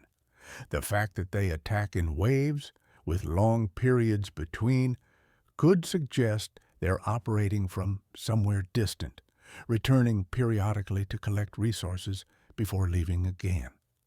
The problem with the alien theory is that it feels unsatisfying from a narrative perspective. Aliens are a common explanation in science fiction, and the lore seems to hint at something more personal, something more directly connected to humanity's own choices and failures. As one source notes, there is something very human about the ARCs, an observation that doesn't fit well with a purely extraterrestrial explanation. This brings us to the third theory, one that weaves together many threads of the lore into a thematically rich interpretation. This reading suggests that ARC might be connected to the Exodus humans or their descendants, the wealthy elite who abandoned Earth generations ago. Consider how the pieces could fit together. The Exodus survivors left Earth with incredibly advanced technology, sophisticated enough to build massive spacecraft and establish colonies on other worlds. They've had over a century to develop that technology further, free from the resource constraints and environmental disasters that plagued those left behind. This would have given them the time and resources to develop advanced robotics, AI systems, and industrial capabilities far beyond anything remaining on Earth. The timing raises interesting questions. The first wave began during the sunrise period, when survivors on Earth were starting to rebuild. The machines that fell were comparatively crude, which some interpret as early prototypes or first-generation units. They were driven back after a decade of fighting, but they retreated rather than being destroyed. Then, the lore suggests 20 to 30 years later, the second wave, arrived with far more advanced machines. This pattern could be read as a test run, followed by a refined invasion informed by lessons from the first attempt. What might motivate Exodus descendants to attack Earth? Resources present one logical answer. The planet still holds value. Metals, organic materials, water, rare elements, everything needed to sustain a space-based civilization. By sending machines to harvest these resources while eliminating the remaining humans, the Exodus survivors could reclaim Earth without risking their own lives. This interpretation makes Ark Raiders' central conflict deeply personal. Under this reading, it becomes humanity versus the descendants of those who abandoned them, a class war extended across generations and waged through robotic proxies. The wealthy and powerful left the poor to die on a collapsing planet, then possibly returned to harvest what remained, treating the survivors as obstacles rather than fellow humans. This reading resonates with several of the game's themes. Speranza means hope, and the community represents the resilience of those who were left behind but refused to give up. Celeste, who lost her family to machines that under this interpretation might have been sent by humanity's own descendants, fights to protect others from the same fate. The tension between raiders, where desperation drives people to kill each other for resources, reflects how extreme scarcity can break down social bonds. Some evidence in the lore could support this interpretation. Ark technology uses components that are somewhat compatible with Raider equipment or can be reverse engineered, which might suggest human origin. The machines employ tactics and strategies that feel reminiscent of human military thinking. The Exodus shuttles at Asera Spaceport remain prominent in the environmental storytelling, as if the narrative is deliberately connecting the Exodus to current events. However, it's crucial to emphasize that the game never confirms this theory. It remains one interpretation among several, and that ambiguity is clearly intentional. The developers have left this central question open, allowing players to form their own conclusions while experiencing the emotional weight of fighting for survival in a world that abandoned them. Whether ARC represents rogue AI, alien invaders, or something connected to the Exodus remains unknown, and that mystery is part of what makes the lore compelling. Regardless of Ark's true origins, one thing is clear. The machines aren't going away. If anything, they're becoming more sophisticated and aggressive. New types like the Matriarch and Shredder continue to appear, suggesting ongoing development and deployment. The harvesters indicate resource extraction operations are intensifying. The second wave isn't a single assault. It's an ongoing campaign with no end in sight. This makes Speranza's situation increasingly desperate. How long can they survive with limited resources and no ability to strike back at Ark's source? How long before the second wave overwhelms their defenses completely? These questions drive the narrative tension and suggest that the current stalemate can't last forever. ## The gameplay loop, survival through scavenging. Ark Raiders lore is experienced primarily through gameplay, and understanding the game loop is essential to appreciating how the narrative unfolds. Every raid topside tells a small story within the larger struggle for survival, and the mechanics create emergent narratives that feel meaningful precisely because they're grounded in the lore. The cycle begins in Speranza, where raiders prepare for deployment. This preparation phase isn't just menu navigation, it's a ritual with lore implications. Checking the workshop means deciding what gear to risk losing. Crafting items requires material salvage from previous raids, creating a tangible connection between past and future runs. Visiting traders to buy, sell, or accept quests represents engaging with Speranza's economy and community. The decision about what to bring topside carries weight. Premium equipment crafted from rare blueprints performs better, but represents significant investment that will be lost if the raider dies. Free loadouts provide randomized basic gear at no cost, eliminating financial risk but also eliminating safe pockets and providing inferior equipment. The choice between these options reflects the raider's confidence, resources, and tolerance for risk. Once equipped, selecting a map and deploying initiates the core gameplay loop. Raiders spawn somewhere on the chosen map with 30 minutes to complete objectives and extract. This time limit is hard. When the countdown reaches 0, the entire map gets bombed, killing everyone who hasn't escaped. This creates constant tension. Every moment spent looting or fighting is a moment closer to the deadline. The surface world is dangerous in multiple ways. ARC machines patrol everywhere, their behavior governed by the detection system discussed earlier. Making noise attracts attention. Gunfire can be heard from far away. Breaching containers creates sharp mechanical sounds, and explosions generate area-specific audio cues that draw machines toward the source. Stealth is possible, but requires careful movement, watching patrol patterns, and avoiding unnecessary combat. But ARC aren't the only threat. Other raiders, both AI-controlled and human players, are competing for the same resources. Some will cooperate temporarily to tackle shared threats like destroying a bombardier or taking on a harvester event. Others will attack on sight, killing fellow survivors for their loot. This unpredictability creates tension.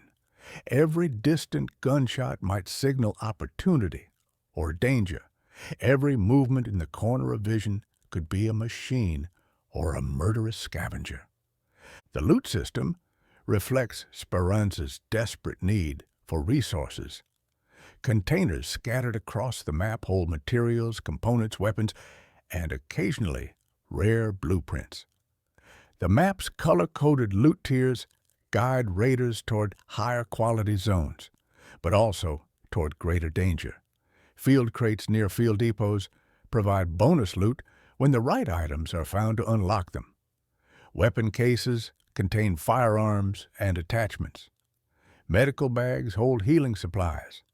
Ammo crates provide ammunition and gun parts. Destroyed ARC machines drop components used in crafting. Killing a bastion might yield metal parts and arc circuitry. Destroying a surveyor could drop a valuable blueprint. Even small units like ticks and wasps leave power cells that can recharge shields. This creates an incentive to fight machines despite the risk. They're mobile loot containers that happen to be trying to kill you. Quest objectives add structure to raids.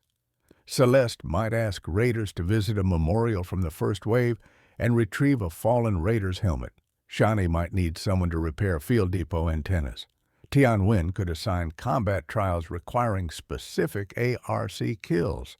Lance might send raiders to gather medical supplies from dangerous hospitals. Apollo might demand explosive kills to test equipment effectiveness. These quests aren't just arbitrary tasks. They're framed as necessary activities for Speranza's survival and growth.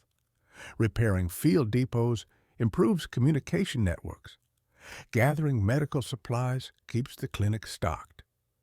Testing weapons ensures equipment reliability. Visiting first-wave memorials maintains cultural memory and honors those who fought before. The quests give narrative context to activities that might otherwise feel like mindless grinding. As the raid progresses and inventory fills with valuable loot, the extraction pressure intensifies. Extraction points, elevators, metro stations, air shafts close progressively over time. The map interface shows which extractions are still available and for how long. Waiting too long to leave means watching escape routes disappear one by one, until finally, if you haven't left, the bombing run kills everyone regardless of gear or position.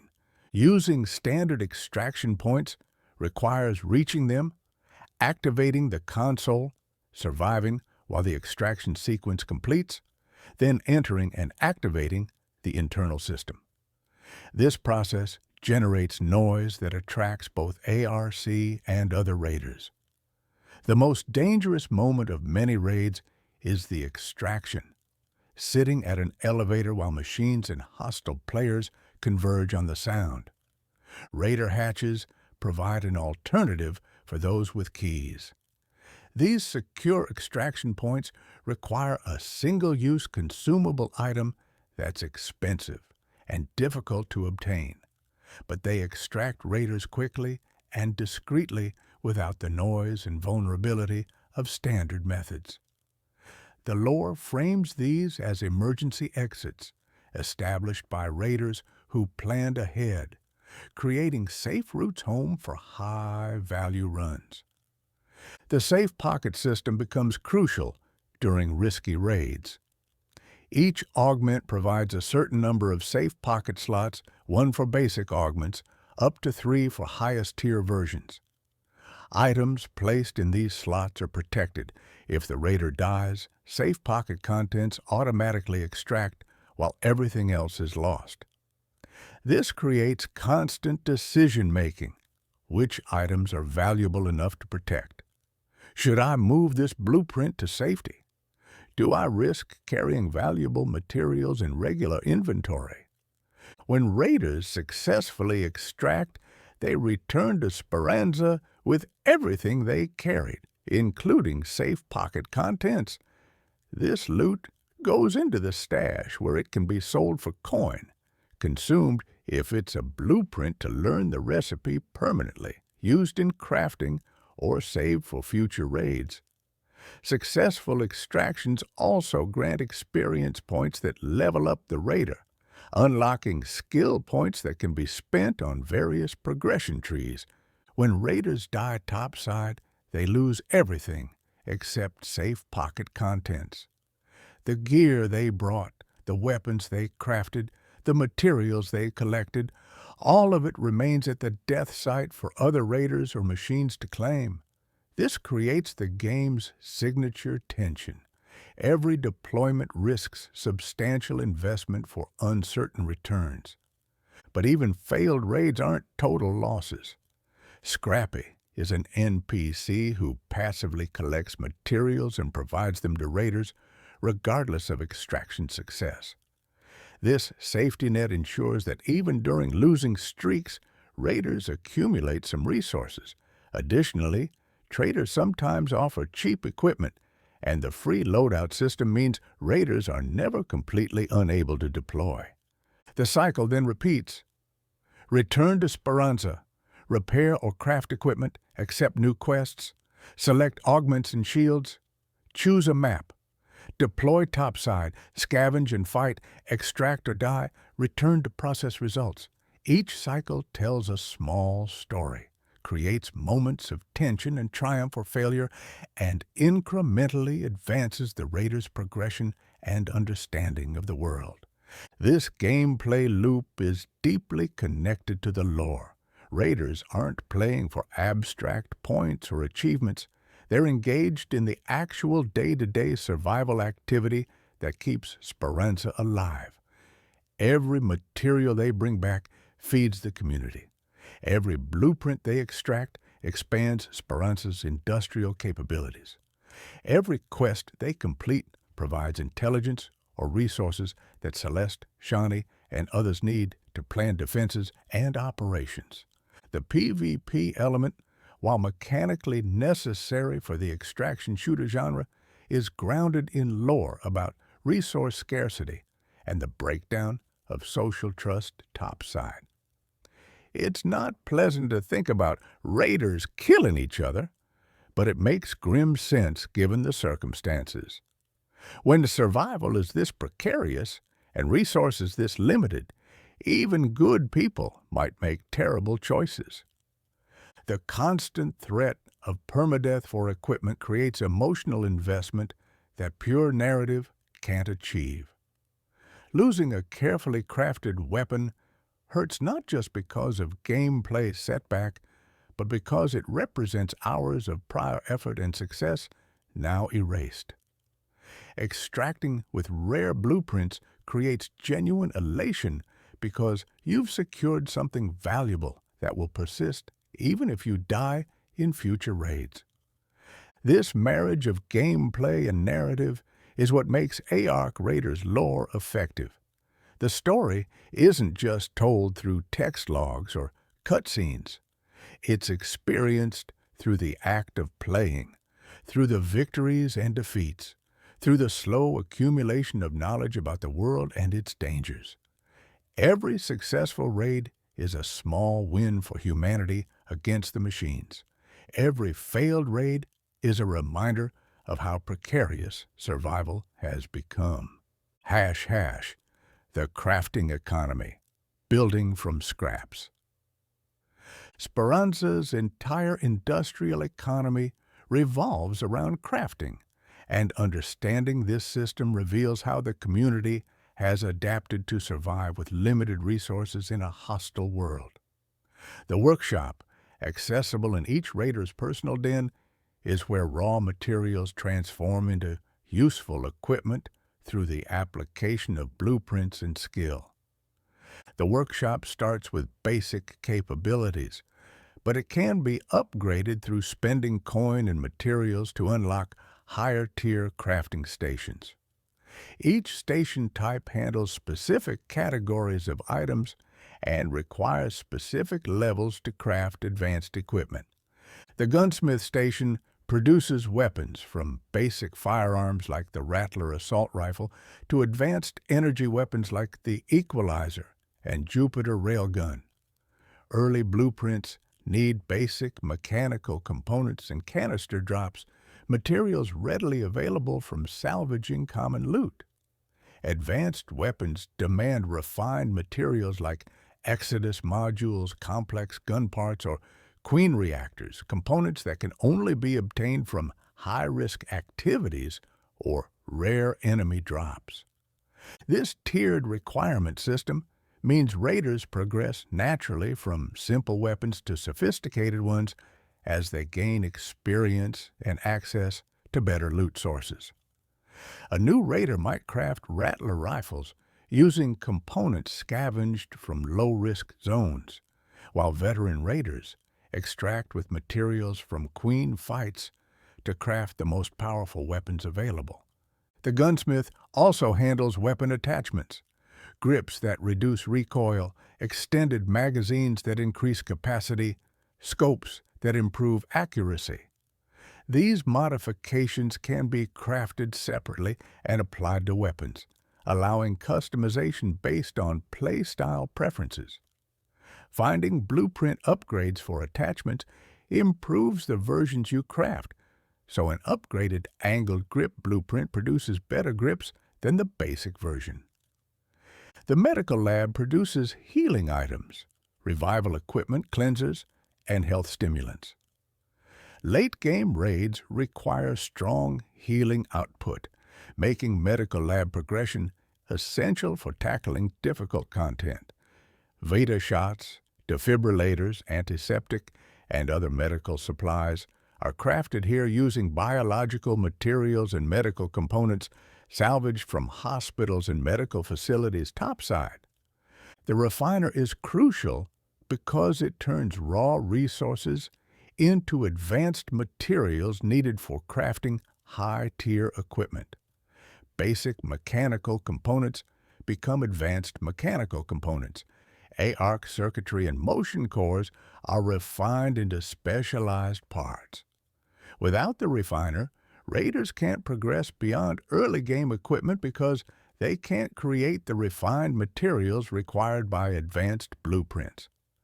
The utility station produces mobility and traversal items like zip lines that enable crossing gaps or reaching high positions, snap hooks for grappling, lure grenades that distract ARC, and various deployables that provide tactical advantages. These items increase mission flexibility and enable accessing areas that would otherwise be unreachable. The explosive station handles grenades, mines, and launcher ammunition, shrapnel grenades, snap blast grenades, wolf pack grenades, blaze grenades. Each type serves different tactical purposes. Mines can be placed as traps. Launcher ammo feeds weapons like the Hole Cracker and Anvil, heavy weapons designed to destroy armored ARC units. The gear bench produces augments and armor.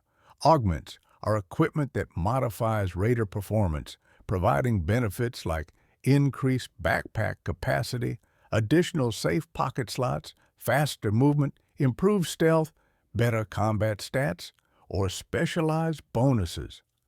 Augments come in tiers. Mark I provides basic benefits, Mark II improves them, Mark III grants top-tier performance. There are different augment types. Combat augments improve fighting capabilities. Tactical augments enhance defensive or utility functions. Looting augments increase carrying capacity and safe pockets. The workbench handles basic tools and universal components. It's where simple items that don't require specialized stations get crafted, including light sticks for visibility in dark areas and basic crafting components used in multiple recipes. Every piece of equipment in Speranza was built from materials salvaged topside, and this creates interesting lore implications. Raiders aren't just scavengers bringing home trash. They're industrial workers harvesting the raw materials that keep the economy functioning. The components they collect have specific uses. Mechanical parts become weapons, electronic components become utility devices, biological materials become medicine. ARC-specific drops enable reverse engineering machine technology. This last point is particularly significant.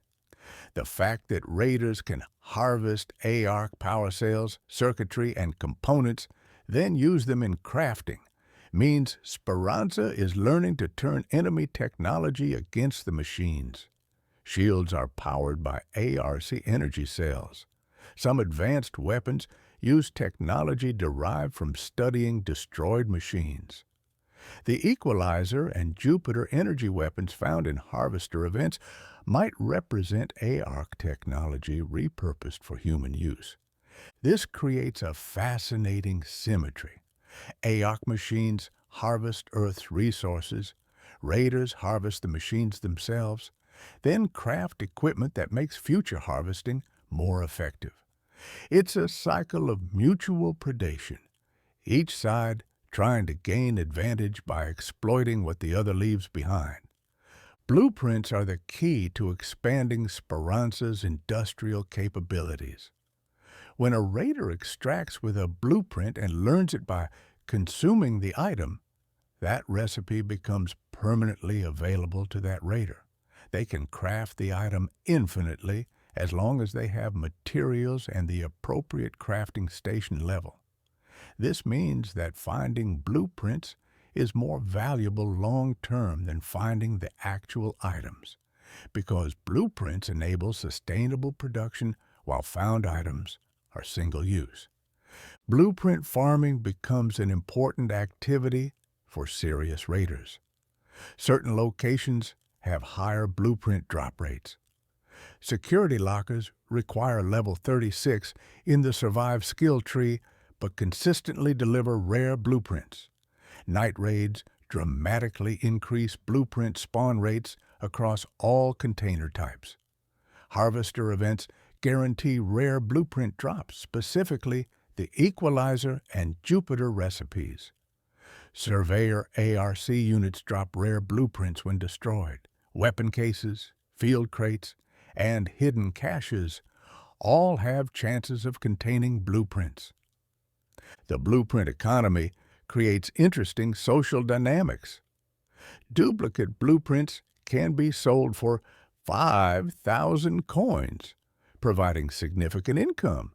They can also potentially be traded between trusted players, though this requires coordination. The fact that blueprints are valuable and tradable adds another layer to Topside's moral complexity. Would you kill another raider to steal their blueprint? Some would argue it's necessary for survival. Others would call it murder. The crafting system also reveals technological limitations in Speranza's world. The most advanced items require materials that are extremely rare. Exodus modules, Queen reactors, magnetic accelerators, complex gun parts, these components can only be obtained from deep runs into dangerous territory or by defeating the most difficult ARC units. This scarcity means Speranza can't mass-produce advanced equipment even when they have blueprints. They're always limited by resource availability. Additionally, raiders must upgrade their personal workshops to access higher-tier crafting. This requires significant investment of coins and materials, creating a progression path where experienced raiders gradually unlock the ability to craft better equipment. New raiders work with basic workshops and simple recipes, while veterans have fully upgraded facilities capable of producing the best equipment available. The workshops themselves are located in each raider's den, personal spaces within Speranza where individuals live and work. These dens can be customized and upgraded, representing the raider's personal stake in the community. Your den is your home, your workshop is your livelihood, and both exist because Speranza provides the space and security to maintain them. This makes the crafting system more than just a gameplay mechanic. It represents Speranza's entire industrial infrastructure, the collective effort of raiders bringing home resources and skilled artisans turning those resources into equipment that keeps everyone alive. Tien Wen crafts weapons for those who can afford them or have appropriate reputation. Lance manages medical supply production. Apollo handles explosives manufacturing. But individual raiders also contribute by crafting their own gear and occasionally supplying the community with surplus. The fact that this entire economy exists underground, powered by salvage materials from a hostile surface controlled by machines of unknown origin, makes it a profound act of resistance. Every crafted weapon is a defiance of the forces trying to eradicate humanity. Every successful raid that brings home materials is a victory for survival. The crafting system, mechanically about producing gear, is narratively about refusing to die quietly. # player progression, growing stronger through experience. As raiders conduct more operations topside, they gain experience that translates into tangible improvements through multiple progression systems. Understanding these systems reveals how individual raiders evolve from vulnerable newcomers into veteran survivors capable of tackling the most dangerous challenges. The primary progression path is the skill tree, a complex network of abilities and bonuses divided into multiple branches. Each raider level gained award skill points that can be spent to unlock nodes in this tree, with each node providing specific benefits. The Survive branch focuses on endurance and staying alive. It includes skills that increase maximum health, improve shield effectiveness, reduce damage taken from various sources, and provide defensive bonuses. Higher nodes in this branch unlock access to security lockers, special containers with excellent blueprint drop rates. This branch is essential for raiders who frequently find themselves in combat or who want to survive encounters with elite ARC units. The conditioning branch emphasizes stamina and physical performance for aggressive combat. Skills here improve sprint speed, reduce stamina consumption, increase melee damage, and provide bonuses to movement capabilities. Raiders who prefer mobility and close-range combat invest heavily in conditioning to maintain aggressive playstyles without exhausting themselves. The stealth branch enables avoiding detection and operating quietly. Skills reduce noise generated by movement and actions, improve crouch walking speed, decrease ARC detection ranges, and provide bonuses when attacking unaware enemies. Stealth-focused raiders can navigate dangerous areas without triggering machine patrols, looting efficiently while minimizing combat. The carry branch increases inventory management and looting efficiency. Skills expand backpack space, improve item stacking, increase safe pocket capacity through specific augment unlocks, and provide bonuses to looting speed. Raiders who prioritize gathering maximum resources invest in carry to bring home more loot per raid. The combat branch improves fighting effectiveness. Skills increase weapon damage, improve accuracy, reduce recoil, provide reload speed bonuses, and enhance various combat statistics. Combat-focused raiders invest here to maximize their killing potential against both ARC and hostile players. The crafting branch reduces material costs and improves workshop efficiency. Skills lower resource requirements for crafting recipes, increase blueprint discovery chances, reduce workshop upgrade costs, and provide bonuses to crafting output. Raiders who focus on the economic game invest here to make their resource gathering more efficient. The skill tree creates meaningful choices because skill points are limited. Raiders must decide which branches to prioritize based on their preferred playstyle. A stealth raider who avoids combat invests differently than an aggressive combatant. A solo player needs different skills than someone who always runs in squads. A blueprint farmer prioritizes different nodes than someone who focuses on combat quests. The tree also has level requirements for certain high-tier nodes, meaning some powerful skills only become accessible after gaining substantial experience. This creates long-term progression goals and ensures that veteran raiders have tangible advantages beyond just better equipment. Beyond the skill tree, raiders progress through reputation with individual traders.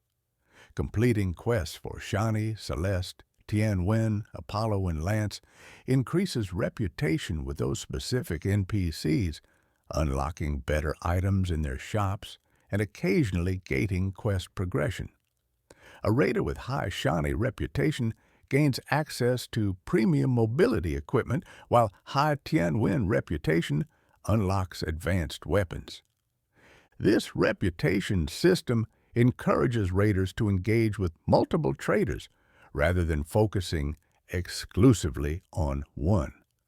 Diversifying quest completion builds broader access to equipment and creates gameplay variety as different traders send raiders to different locations for different objectives. The raider decks represent another progression path. These are unlocked trees where spending cred, a currency earned through completing feats in-game objectives like destroying specific numbers of ARC types or looting certain amounts of materials, provides access to cosmetic rewards. Each page in a Raider deck requires unlocking a certain number of rewards before progressing to the next page, creating a structured cosmetic progression system. Trials and projects add structured challenge systems. Trials are specific objectives with leaderboard rankings, competitive challenges that test Raider skill in particular activities. Projects are longer-term goals requiring multiple raids to complete, offering substantial rewards upon completion. These systems provide goals beyond simply surviving and looting, giving raiders reasons to attempt difficult challenges or engage with specific content. The level system itself is straightforward. Completing raids, extracting successfully, killing ARC, completing quests, and performing various actions grant experience points. Accumulate enough experience, and the Raider levels up, receiving a skill point and possibly unlocking new features or access to better equipment. Death doesn't cause experience loss, making progression steady even for raiders who frequently fail extractions. Workshop upgrades represent another progression axis. Spending coins and materials to upgrade crafting stations from level 1 to 2 to 3 expands the recipes available and the quality of crafted items. A fully upgraded workshop can craft in-game equipment that a basic workshop can't even attempt, making these upgrades crucial for long-term progression. The stash system also scales with investment. Raiders start with 64 inventory slots in their base stash, but can spend coins to expand it, with each upgrade adding 24 slots up to a maximum of 280. Larger stashes enable storing more materials, keeping more crafted equipment ready, and maintaining better stockpiles for dry periods when extractions fail repeatedly. All these progression systems work together to create a sense of growing power and capability. A new raider with basic skills, small inventory, minimal blueprints, and crude equipment faces a harsh learning curve. But over time, through persistence and successful operations, that same raider becomes a veteran with specialized skills, a large stash full of materials, numerous blueprints enabling crafting advanced equipment, and workshop upgrades that make everything more efficient. This progression mirrors the lore. New raiders are inexperienced scavengers barely surviving their first trips topside. Veteran raiders are the elite, the ones who've survived countless encounters with ARC, who've learned machine patterns and patrol routes, who've mapped dangerous zones and extraction timing, who've accumulated the knowledge and equipment needed to tackle end-game content like harvester events.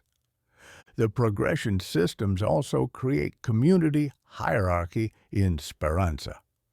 Not all raiders are equal. Some are legends who've returned from successful queen fights with rare components. Others are newcomers still learning which containers are worth looting. This hierarchy isn't just about gameplay power. It's about respect, reputation, and social standing in a community where survival skills determine status. Environmental storytelling. The world speaks without words. One of ARC Raider's most effective narrative techniques is environmental storytelling, where the world itself conveys information about the past, present, and the struggles of those who came before.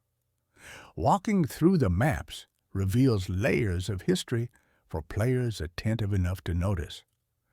The first wave husks scattered across the damn battlegrounds tell stories without text logs.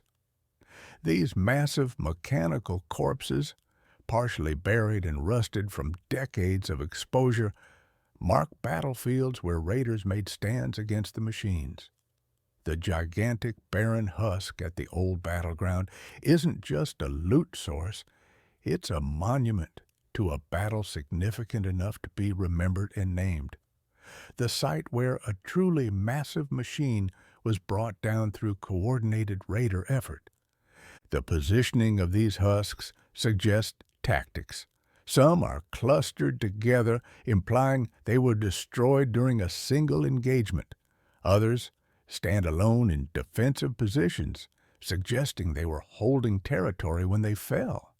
The terrain around them often shows signs of combat: scarred earth, destroyed structures, defensive fortifications built by raiders who knew they'd have to make a stand.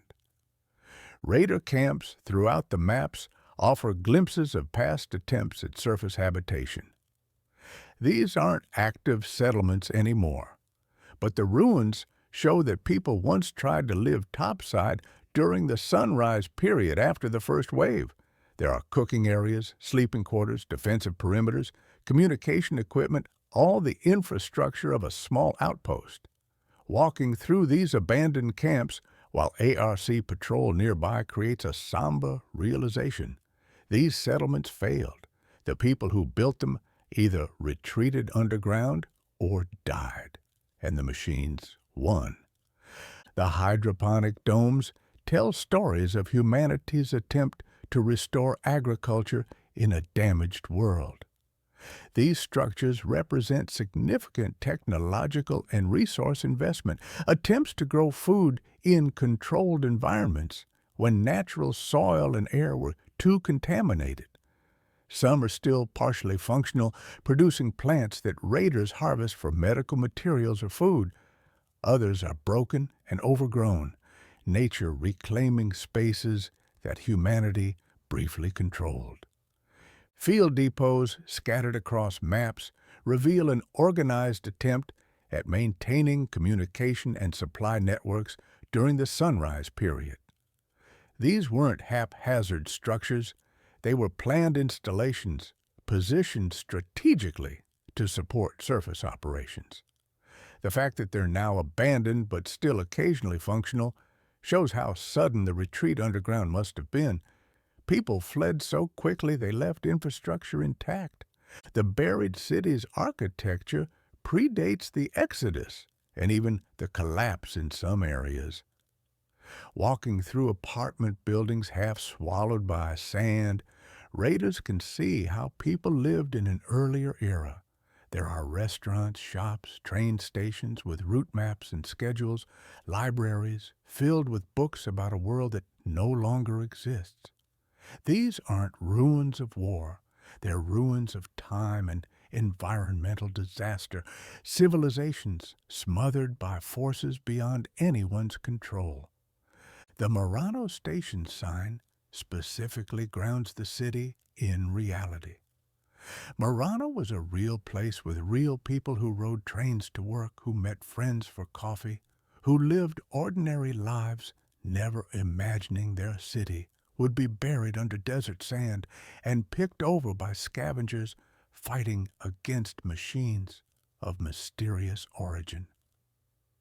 The spaceport tells the most complex story. The launch towers aren't destroyed, they're simply abandoned. The Exodus evacuations happened in an orderly fashion, not a panicked flee. This suggests those leaving had time to plan, to organize, to build the infrastructure necessary for mass departure.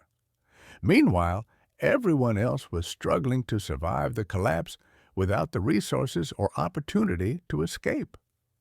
The control rooms and rocket assembly buildings show the sophistication of Exodus technology. These weren't primitive spacecraft. They were marvels of engineering. The fact that humanity was capable of such achievement while simultaneously unable to save the planet creates a bitter irony. The technology existed to solve problems. It just wasn't deployed to help everyone. Stella Montes, the research facility in the northern mountains, suggests some people knew catastrophe was coming and tried to prepare. What were they researching? Based on the environmental storytelling, we can infer efforts toward preservation, bunker construction, long-term survival planning, and possibly studies related to the threats humanity would face.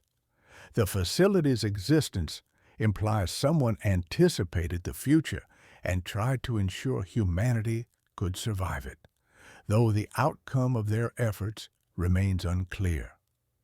Throughout all the maps, small details add texture. Rubber ducks scattered in certain locations are valuable trade goods, but they also remind us that children played with these toys once, that normal life existed before machines dominated the surface. Books in the library aren't just loot. They're cultural artifacts, knowledge from another era waiting to be rediscovered or lost forever. Medical facilities still have equipment that, as an android, Lance may have technical knowledge of from his mysterious past. Military installations have weapon caches suggesting organized defense attempts. Industrial complexes show resource processing operations, remnants of economies that no longer function. Each of these details, individually small, collectively paint a picture of a world that was functional, inhabited, alive, now reduced to scavenging grounds. The weather and environmental conditions also tell stories. Toxic swamps around the dam suggest industrial pollution from the collapse or earlier environmental damage so severe that water remains poisonous decades later. Sand consuming the buried city implies climate change that transformed what might have been a Mediterranean region into desert. The snow at Stella Montis could indicate higher elevation, or it could suggest that global weather patterns have shifted dramatically. Dynamic events add temporal storytelling. When a harvester drops from the sky, it's not just a gameplay event, it's a visible demonstration of AARC's ongoing resource extraction operation. Watching the Queen defend the harvester structure shows that these operations are important enough to warrant elite protection. The fact that harvesters periodically appear suggests AARC has consistent, organized harvesting schedules rather than random attacks. Night raids don't just reduce visibility and increase loot quality, they show how topside changes when humans can't see well, but machines equipped with sensors and thermal detection remain effective. The darkness becomes AARC's advantage, forcing raiders to adapt tactics or accept higher risk. Electromagnetic storms demonstrate that the environment itself remains hostile and unstable. These aren't normal weather patterns. They're symptoms of a planet whose systems were damaged and haven't fully recovered. Lightning strikes during storms can kill carelessly positioned raiders, showing that even in areas without AARC presence, the surface remains lethal. All this environmental storytelling works because it's integrated into the gameplay. Raiders aren't watching cutscenes or reading logs, though those exist.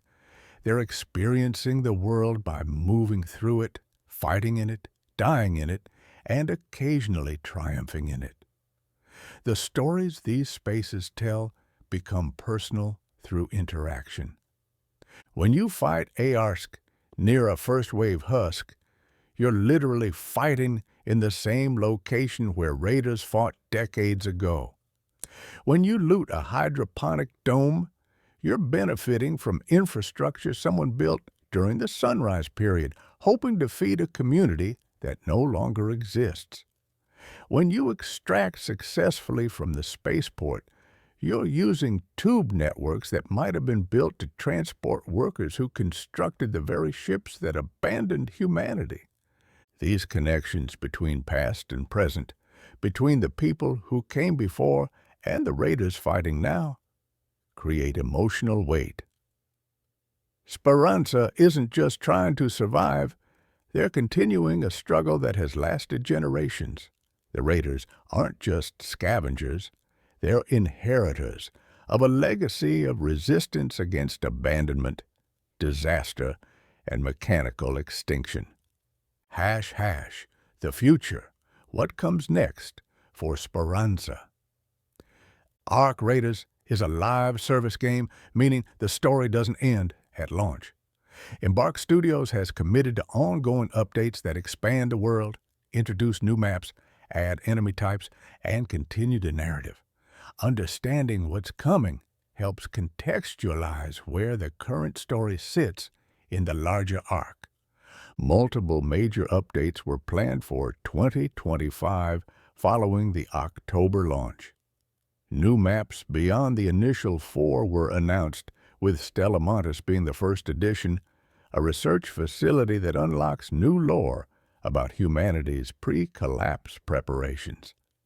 This suggests future maps will continue exploring different aspects of the world's history.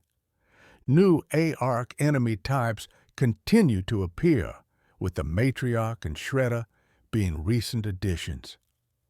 This aligns with the lore. The second wave isn't static.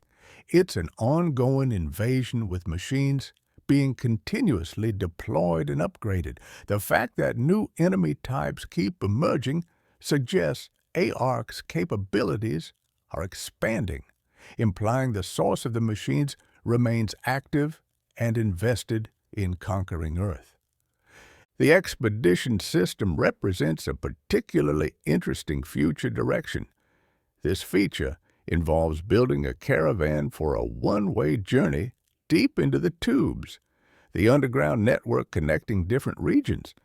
Expeditions are described as a voluntary wipe, where raiders essentially retire their character and venture into unexplored areas, risking everything for unknown rewards. The lore implications are fascinating. What lies deep in the tubes? Other survivor communities, pre-collapse facilities that were sealed away, something related to ARC's origins? The fact that expeditions are one-way suggests these journeys are extremely dangerous, and that those who depart might not return, at least not in any conventional sense. This creates narrative potential for discovering the truth about ARC. Perhaps deep in the tubes are facilities connected to the Exodus, research centers where the machines were developed or first encountered, or even active communication links to whatever ARC source might be. Expeditions could be the mechanism through which the central mystery begins to unravel. The developers have emphasized wanting to tell a story players will care about in 10 years, suggesting they have long-term narrative plans beyond just adding new gameplay content. They've mentioned introducing new locations and starting new story arcs, implying the current Speranza situation is just one chapter in a larger tale. This raises questions about potential narrative directions. Could raiders eventually discover ARC's source and find a way to strike back? Might contact be established with other survivor communities, revealing that Speranza isn't alone? Is there possibility of discovering what happened to the Exodus survivors and confirming or denying theories about their connection to the machines? Celeste's role as community leader suggests storylines involving Speranza's internal politics and challenges. As resources become scarcer and ARC pressure increases, how will the community respond? Will factions form? Will there be conflicts between those who want to stay underground and those who believe humanity must reclaim the surface? Shani's paranoia and security focus could lead to storylines about internal threats. Are there ARC infiltrators or sympathizers in Speranza? Could there be raiders working with machines or scouts from Exodus colonies? Her contingency plans and obsessive security measures suggest she's preparing for threats beyond just surface patrols. Tien Wen's mysterious background and black market connections create potential for storylines about illegal technology, experimental weapons, or knowledge she possesses about the pre-collapse world. Her amnesia regarding when she arrived at Speranza suggests there might be more to her than anyone realizes. Lance's lost memories represent perhaps the most obvious narrative thread waiting to be pulled. What was he before arriving at Speranza? The lore explicitly states those memories won't stay gone forever, guaranteeing eventual revelation. Given that he's an android from the pre-collapse era, his memories could contain crucial information about humanity's technological capabilities, about how the world was before disaster struck, or even about early encounters with ARC or related technology. The connection to the finals, Embark's other game, adds another layer of speculation. The finals is set around the year 2100 in a VR game show universe. ARC Raiders takes place in 2180 in a post-apocalyptic reality. Some players have noticed Easter eggs connecting the two games. An Alpha Acta helmet appears in ARC Raiders and Jiangsu Romania billboard, both brands seen as sponsors in the finals. Could the finals VR world be connected to the Exodus survivors?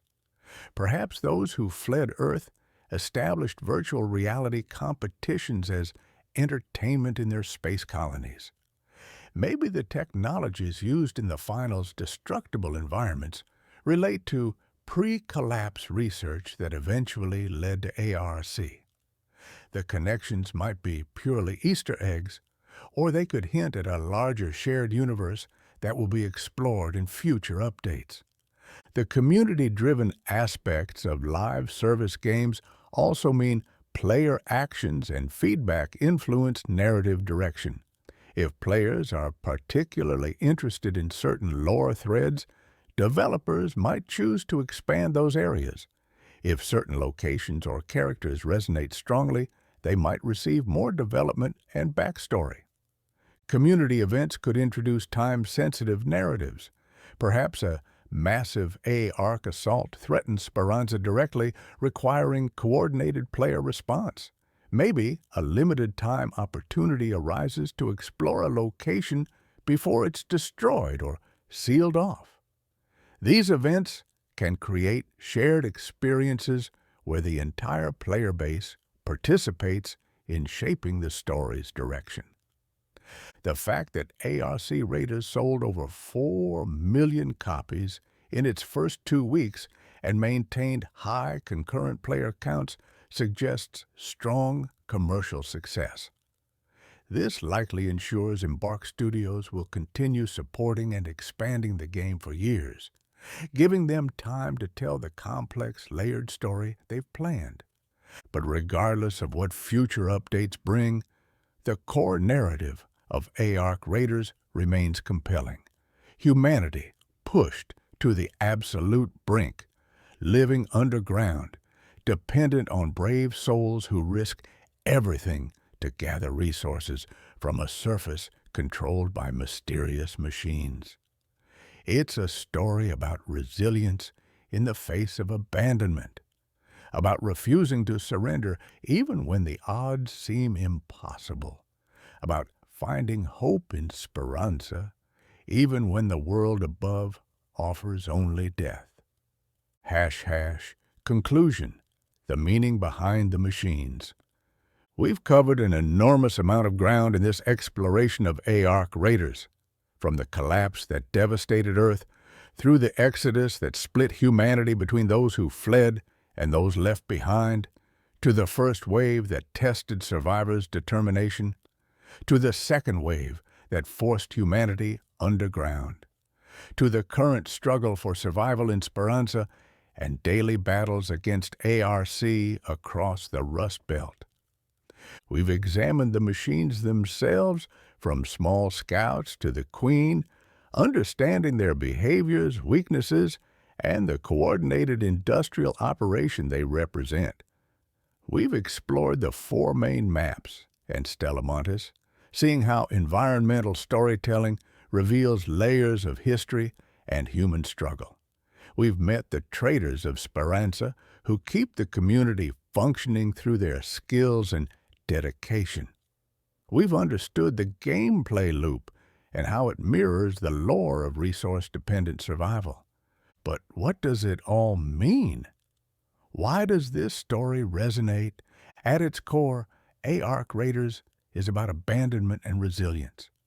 The Exodus represents humanity's tendency to prioritize some lives over others, to choose individual or factional survival over collective salvation.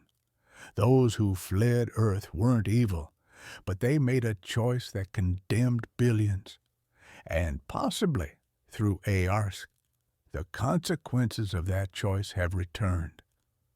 The survivors in Speranza represent everyone who's ever been left behind, told they don't matter, abandoned to face disaster alone.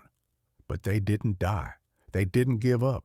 They built a community from ruins. They adapted to underground life. They developed technologies and tactics to fight back against overwhelming odds.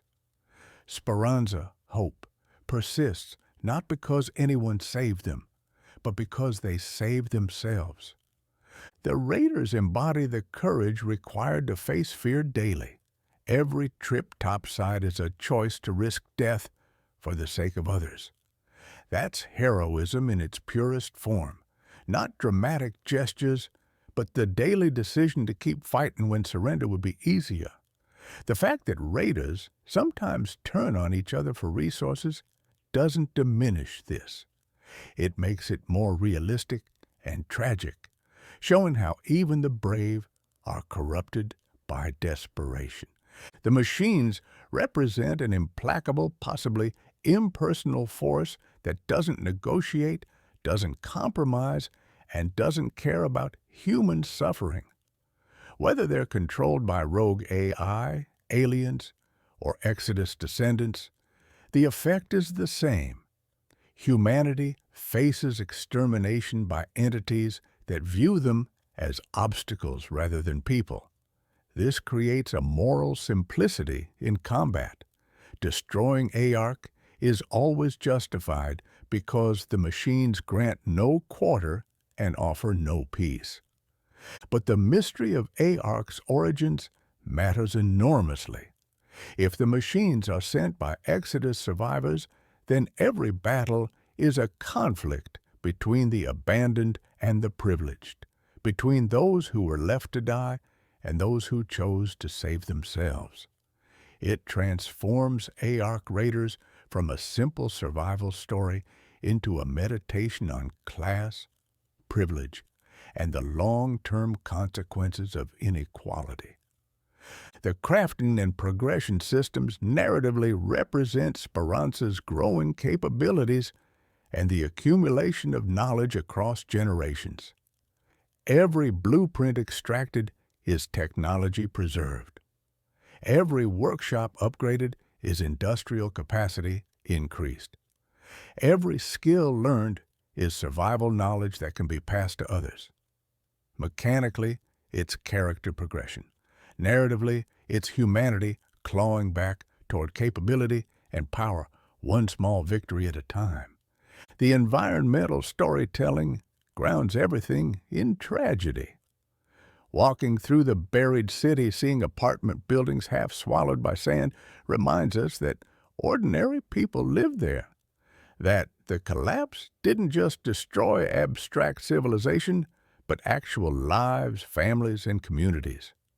The abandoned raider camps show that even victories are temporary, that gains can be lost, that the struggle never really ends. The future uncertainty adds weight to current actions. Speranza might not survive. The machines might ultimately win. The story could end in extinction rather than triumph. This possibility makes every successful raid matter more, every day of survival more precious. Hope isn't guaranteed, which makes choosing hope, despite uncertainty, into an act of defiance. If Arc Raiders has a central message, it might be this. When abandoned, when facing overwhelming odds, when the world itself seems determined to kill you, survival itself is resistance. Every day you continue to exist, to build, to create, to maintain community and culture and hope, you're winning. Maybe not permanently, maybe not completely, but you're winning against forces that expect you to fail. Celeste embodies this. She lost everything to the machines, but continues leading, planning, protecting others. She doesn't do this because victory is certain. She does it because surrender is unthinkable. That's the spirit of Speranza, and by extension, the spirit the game asks players to embrace.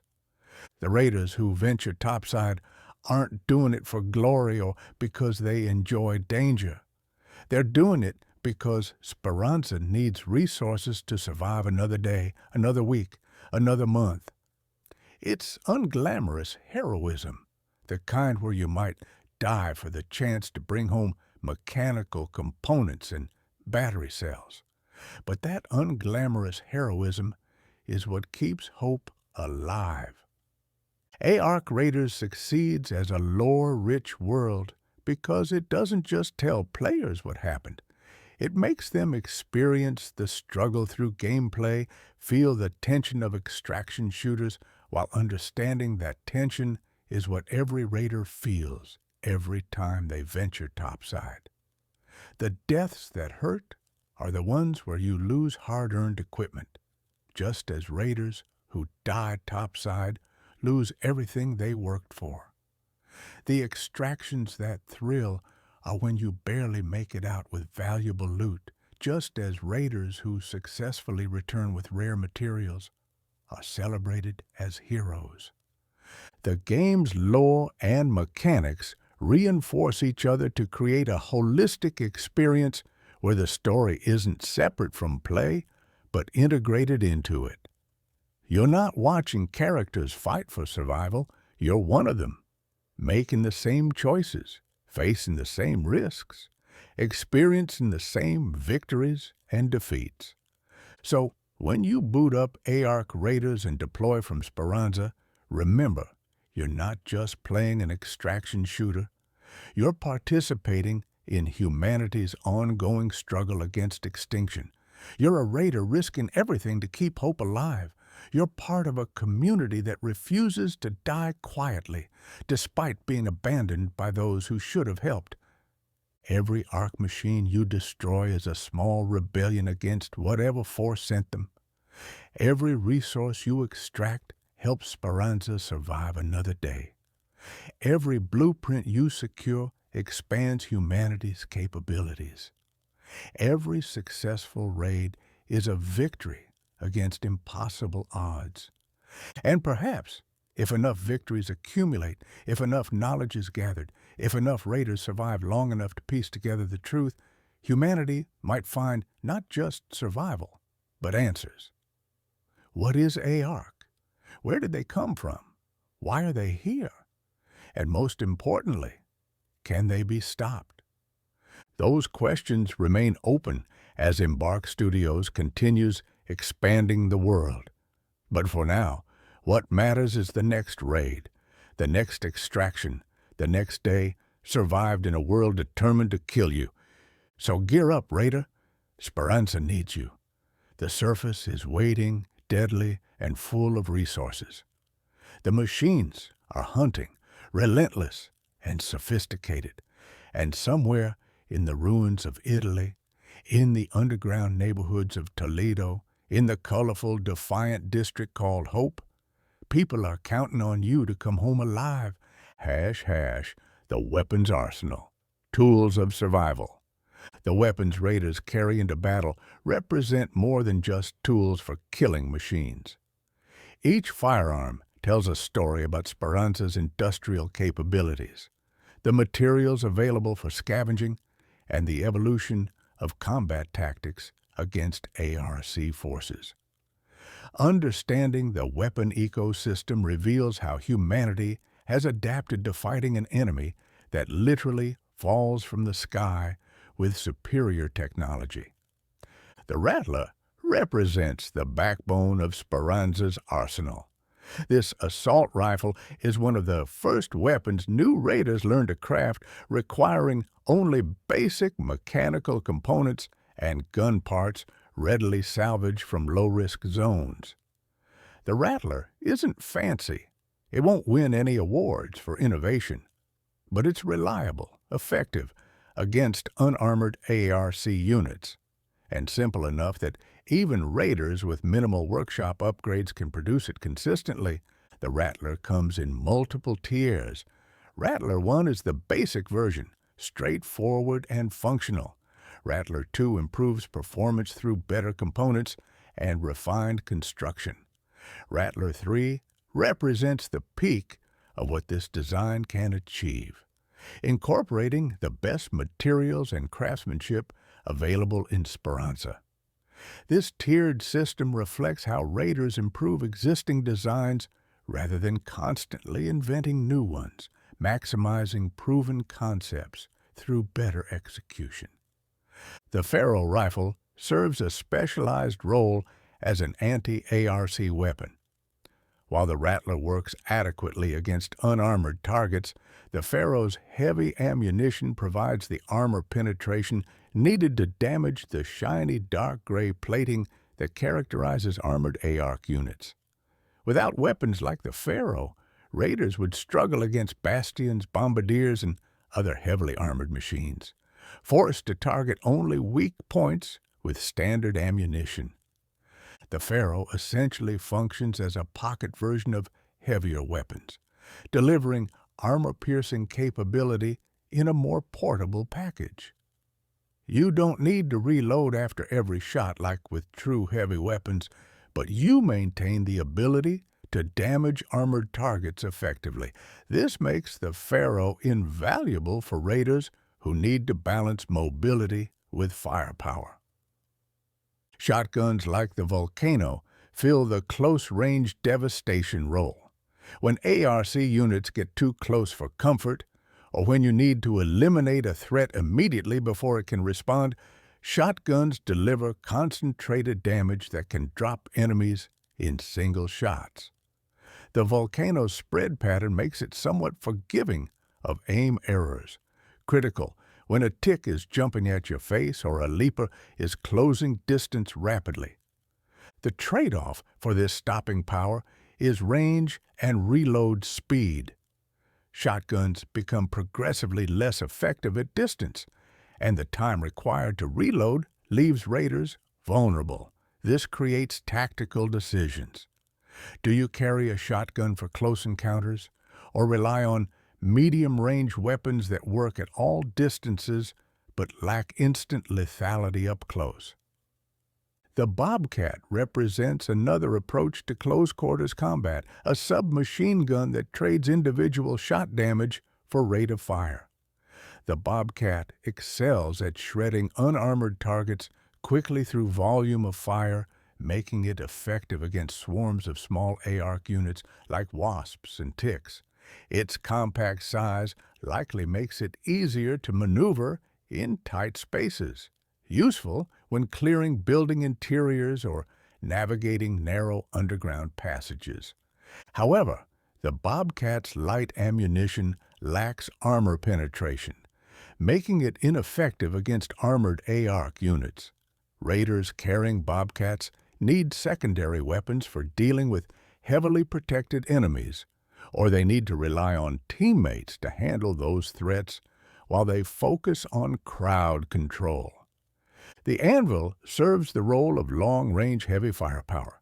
The Anvil fires armor-piercing heavy ammunition designed for accuracy and impact at range. This makes it excellent for engaging dangerous ARC units before they close distance, or for targeting weak points on massive enemies like bastions from positions of cover. The Anvil's drawback is reload time and ammunition scarcity. Heavy rounds are more difficult to craft or scavenge than standard ammunition, and the time between shots leaves raiders vulnerable if they miss or if multiple enemies converge. Successful anvil use requires good positioning, accurate aim, and awareness of surroundings to avoid being flanked while focusing on distant targets. The Hull Cracker represents the ultimate expression of when you absolutely need something destroyed. This launcher fires explosive projectiles designed to crack the hulls of the most heavily armored ARC units, dealing massive damage to single targets. Against a bastion or bombardier, a well-placed hull cracker shot can remove significant armor and expose weak points for follow-up damage. Launchers like the Hull Cracker are expensive to use, requiring specialized ammunition that demands rare materials to craft. They're also heavy, limiting what else raiders can carry, and they're loud, announcing your presence to every ARC unit and hostile player in the area. But sometimes you need that level of firepower, and raiders who specialize in taking down elite enemies build entire loadouts around launcher use. Then we reach the exotic weapons, firearms that represent either recovered technology or Speranza's most advanced research and development. The Equalizer is an energy weapon, likely a railgun or directed energy system that doesn't use conventional ammunition. The fact that Equalizer blueprints can only be obtained from Harvester events, where they're guarded by the Queen herself, suggests this technology is directly derived from or related to ARC systems. Think about the implications. If the Equalizer uses ARC technology or is built from AR components, then Speranza has successfully reverse-engineered enemy weapons and adapted them for human use. This represents a major technological achievement, turning the machine's own weapons against them. It also raises questions about who in Speranza possesses the expertise to understand ARC technology well enough to weaponize it. The Jupiter is similarly exotic, another energy weapon obtainable only through Harvester events. The name suggests electromagnetic or plasma-based operation, perhaps a railgun that accelerates projectiles to devastating velocities using magnetic fields. Like the Equalizer, the Jupiter represents the cutting edge of what raiders can field, technology that matches or potentially exceeds what standard ARC units carry. The existence of these exotic weapons creates an interesting arms race dynamic. ARC deploys increasingly sophisticated machines. Speranza responds by reverse engineering captured technology and developing exotic weapons. ARC adapts to these new threats with even more advanced units, and the cycle continues. Neither side can achieve decisive advantage, creating the stalemate that defines the current conflict. Weapon attachments add another layer of customization and tactical choice. Grips reduce recoil, making sustained fire more accurate and controllable. Extended magazines increase ammunition capacity, reducing reload frequency during intense firefights. Scopes improve accuracy at range, essential for targeting weak points on distant enemies or engaging threats before they close to dangerous distances. These attachments can be crafted independently and applied to weapons, allowing raiders to modify gear to match mission requirements or personal preferences. The attachment blueprint system adds depth to progression. Basic blueprints produce basic attachments with modest benefits, but upgraded blueprints create superior versions with enhanced effects. The weapons reflect Speranza's industrial limitations and creativity. None of these firearms are mass-manufactured by factories with automated production lines.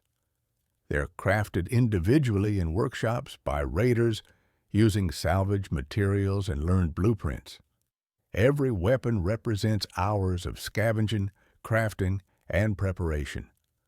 Losing that weapon to death means losing all that invested effort.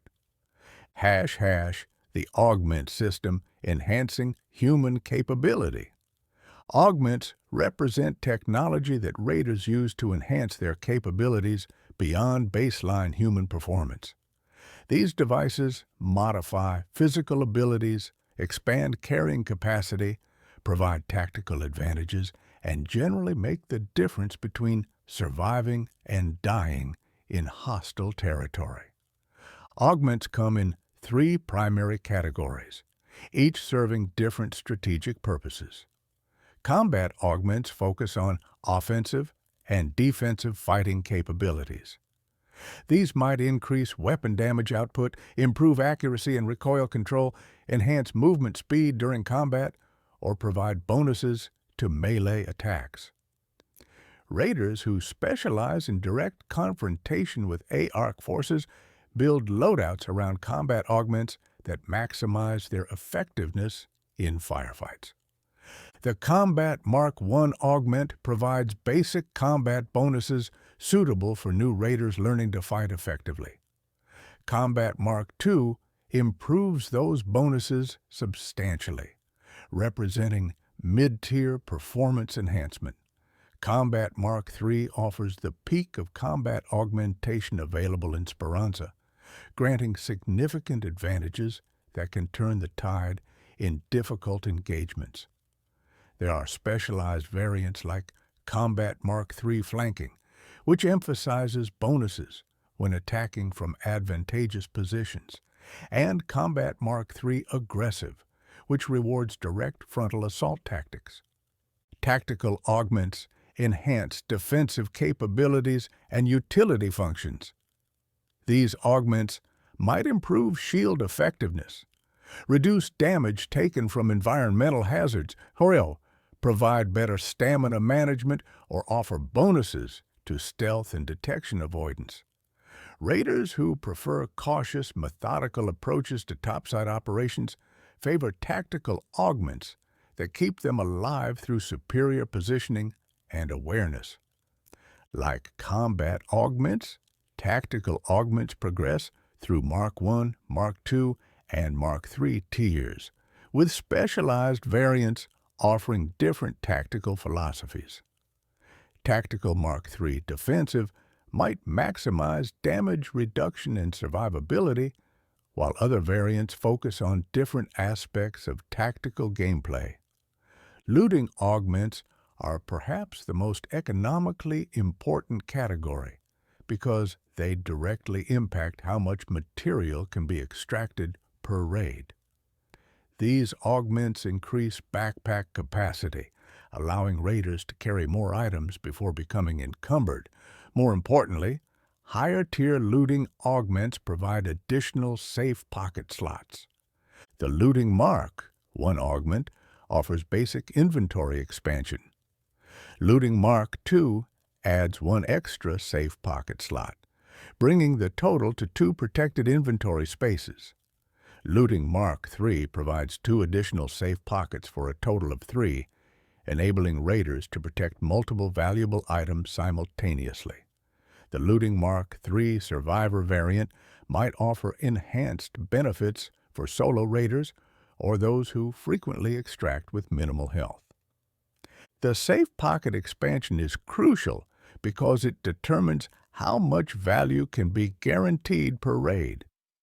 With 3 safe pockets, a raider can protect 3 rare blueprints or 2 blueprints and a quest item, or valuable materials and components. This insurance against total loss enables taking bigger risks for bigger rewards. Augments are obtained through multiple methods. They can be found as loot during raids, purchased from traders like Lance, who stocks various augment types, or crafted using blueprints and materials at the Gearbench Workshop Station. The crafting approach requires upgrading the Gearbench to appropriate levels and obtaining augment blueprints, but enables reliable production rather than depending on random loot drops. The augment system creates loadout diversity among raiders.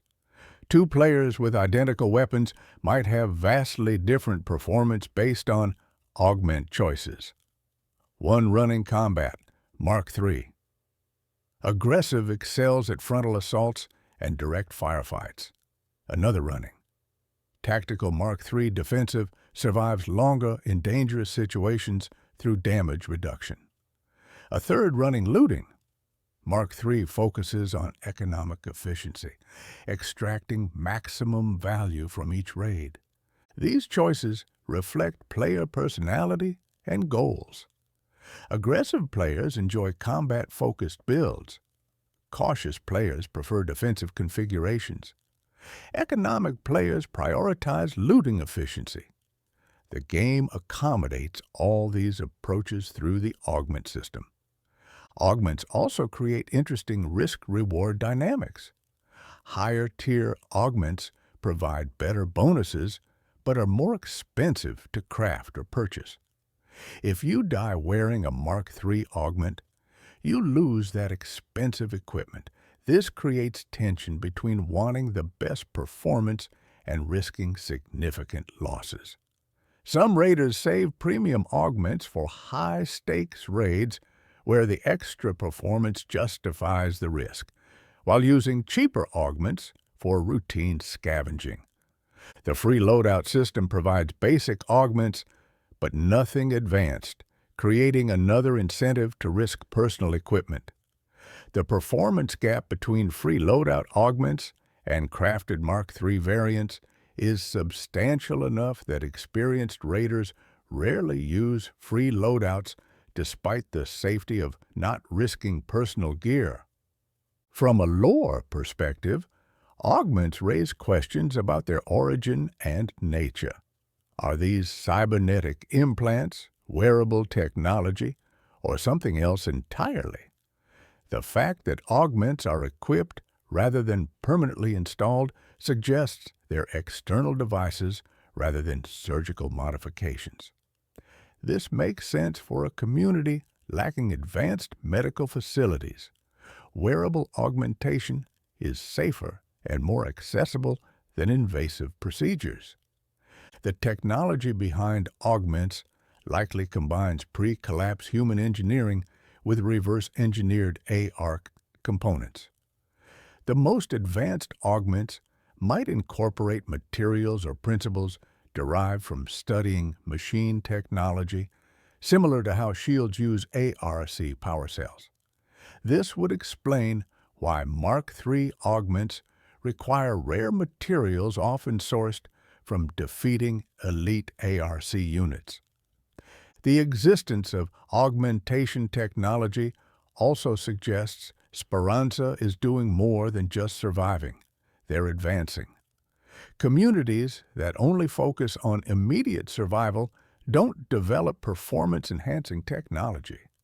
The fact that someone designed, tested, and refined these augment systems indicates active research and development, not just scavenging and maintenance. Who created the augment technology? Tianwen seems like a candidate given her technical skills, though augments aren't weapons, so they might fall outside her specialty. Lance, as an advanced android, might have knowledge of human augmentation systems from the pre-collapse era. There could be unnamed bioengineers or technologists in Speranza working on projects we don't directly see. The augment system also creates another layer of economic activity in Speranza. Raiders need to purchase or craft augments, creating demand for materials and blueprints. Traders stock augments for sale, providing another revenue stream. The entire economy benefits from the augment trade, with materials flowing from topside raids into workshops and trader inventories. Sound design and tactical audio, the language of danger. In Arc Raiders, sound isn't just atmospheric, it's tactical information crucial for survival. The game's audio design creates a language of danger where specific sounds communicate specific threats, and managing your own noise output determines whether you're detected or remain hidden. Understanding this audio ecosystem is essential for operating effectively topside. Every action a raider takes generates sound with different propagation characteristics. Gunfire is the loudest and most far-reaching, immediately signaling combat activity to everything in the area. Different weapons produce different audio signatures: the crack of a rifle, the boom of a shotgun, the distinctive report of energy weapons. Experienced raiders learn to identify weapon types by sound alone, gaining information about nearby threats without visual confirmation. Explosives and grenades generate area-specific sound cues that attract attention from significant distances. The blast itself is obvious, but the sound of grenade pins being pulled or mines being deployed might alert nearby enemies before detonation. This makes explosive use a calculated risk. The tactical advantage must outweigh the attention attracted. Breaching loot containers creates sharp mechanical sounds as locks are broken or panels are pried open. These sounds aren't as loud as gunfire, but travel far enough to alert nearby ARC patrols and other raiders. The dilemma becomes whether to quickly breach containers despite the noise or slowly work in areas after confirming they're clear. Movement generates sound based on speed and stance. Sprinting creates loud footsteps audible at significant range. Walking produces moderate noise. Crouch walking substantially reduces sound output, enabling stealthier approaches. Standing still produces minimal noise, allowing raiders to avoid detection by staying motionless when patrols pass nearby. Environmental interactions like climbing ladders, opening doors, or dropping from heights all create distinctive sounds. Even reloading weapons produces audio cues that might alert attentive enemies. The cumulative effect is that every moment topside involves managing noise output, balancing efficiency against stealth. ARC machines produce distinctive audio signatures that communicate their type and status. The snitch makes a characteristic scanning sound as it circles areas, a telltale audio cue that allows raiders to locate and destroy it before it calls reinforcements. Learning this sound is crucial because visual detection of the small flying unit can be difficult. Ticks produce skittering sounds as they move through buildings, giving warning of their presence before visual contact. The rapid clicking of their movements creates tension when clearing interior spaces because they're close but not exactly where. Leapers have distinctive audio associated with their jump attacks, a build-up sound before they launch, and a heavy impact when they land. Learning these audio cues provides split-second warning to dodge or take cover. Bastions and other large machines produce mechanical grinding and servo motor sounds as they move, their sheer size making stealth impossible. The audio of a bastion approaching creates immediate tension because, a major threat is closing. The Bombardier's spotter drones emit a specific targeting sound when they lock onto raiders, an audio warning that mortar strikes are incoming. This sound triggers immediate evasive action, making it one of the most important audio cues to recognize. The Queen produces distinctive sounds throughout her attack patterns. The charge-up of her heavy launchers, the build-up before her sweeping laser, the ground slam impact, and the EMP pulse activation. Learning these audio telegraphs is essential for surviving the fight because they provide the only reliable warning before devastating attacks. Arc scanner colors correlate with specific audio states. Blue scanner machines produce routine patrol sounds, mechanical movements with no combat intensity. Yellow scanner machines emit alert sounds, higher pitch servos and targeting systems activating. Red scanner machines produce aggressive combat sounds, weapons charging, and attack warnings. This audio layering helps raiders determine machine threat states without maintaining constant visual contact. The environment itself provides audio information. Weather effects create sound. Wind during storms, rain if precipitation occurs, thunder during electromagnetic events. These environmental sounds can mask raider movement sounds, providing opportunities for stealthier operations during adverse conditions. Water produces distinctive splashing sounds when raiders wade through toxic swamps or flooded areas, limiting stealth in those environments. The damaged infrastructure creaks and settles, producing ambient noise that can mask small sounds but might also hide approaching threats. The extraction process generates specific audio signatures. Activating an extraction point produces a loud mechanical sound as the elevator, metro, or air shaft prepares for departure.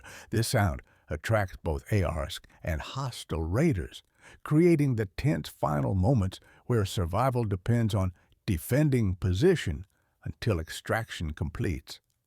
The sound intensifies as extraction approaches, building urgency and tension. Raider hatches produce different, quieter sounds when activated, reflecting their design as stealthier extraction options.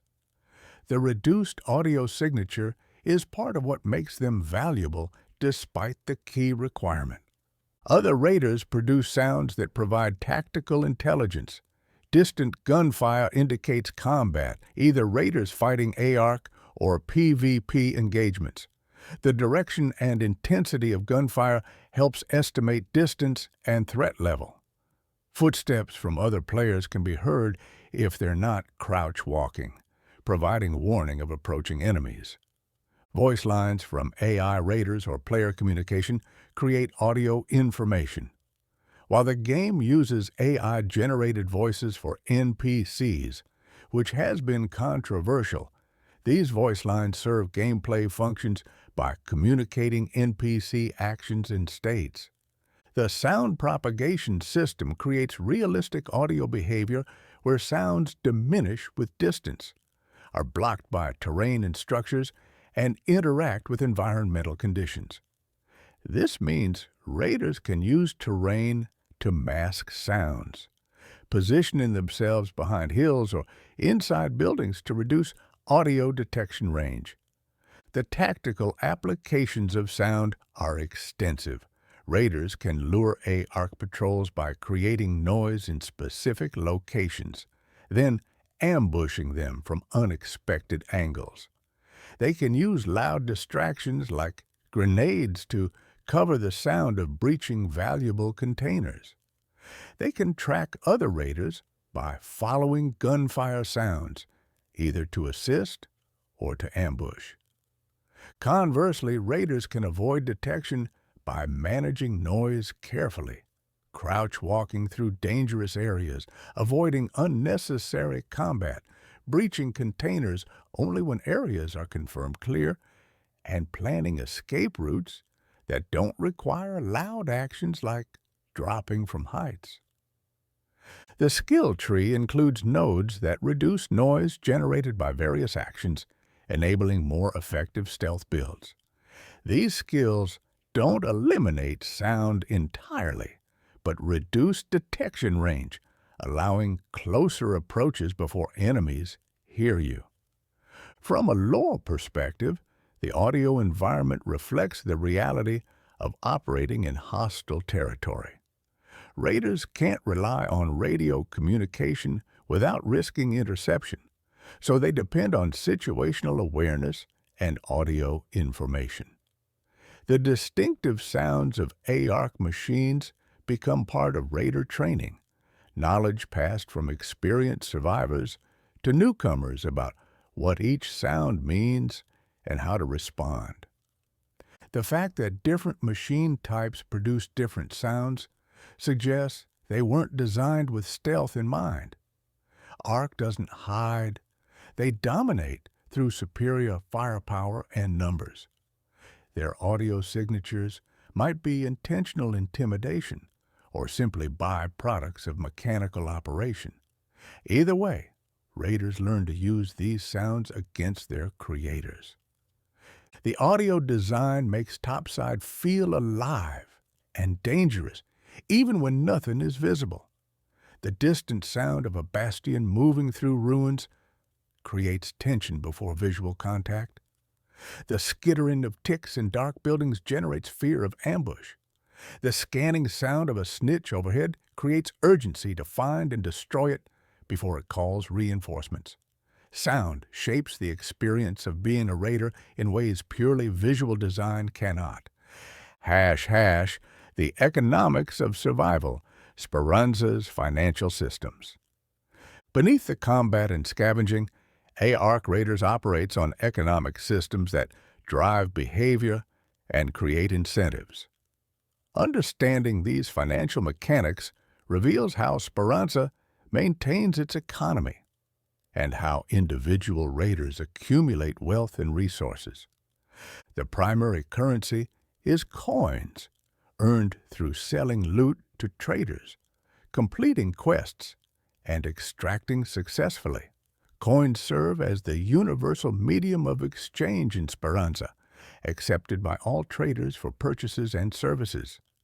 The coin economy creates liquidity, allowing raiders to convert specific materials they don't need into currency that can purchase whatever they actually require. Selling loot to traders provides immediate liquidity, but at the cost of losing those materials. Raiders must constantly decide whether to sell materials for coins to purchase equipment or save materials for crafting.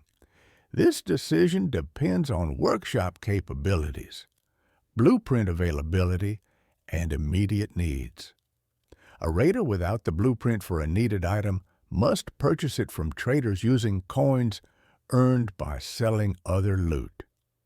Different item types have different values. Rare components like Exodus modules, complex gun parts, and Queen reactors sell for substantial coin because they're difficult to obtain and crucial for advanced crafting. Common materials like basic mechanical parts sell for less because they're readily available. The market values reflect scarcity and utility.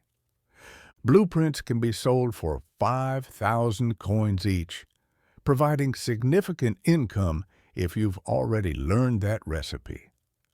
This creates interesting decisions when finding duplicate blueprints. Sell for immediate coins or hold in case trading opportunities arise with other raiders.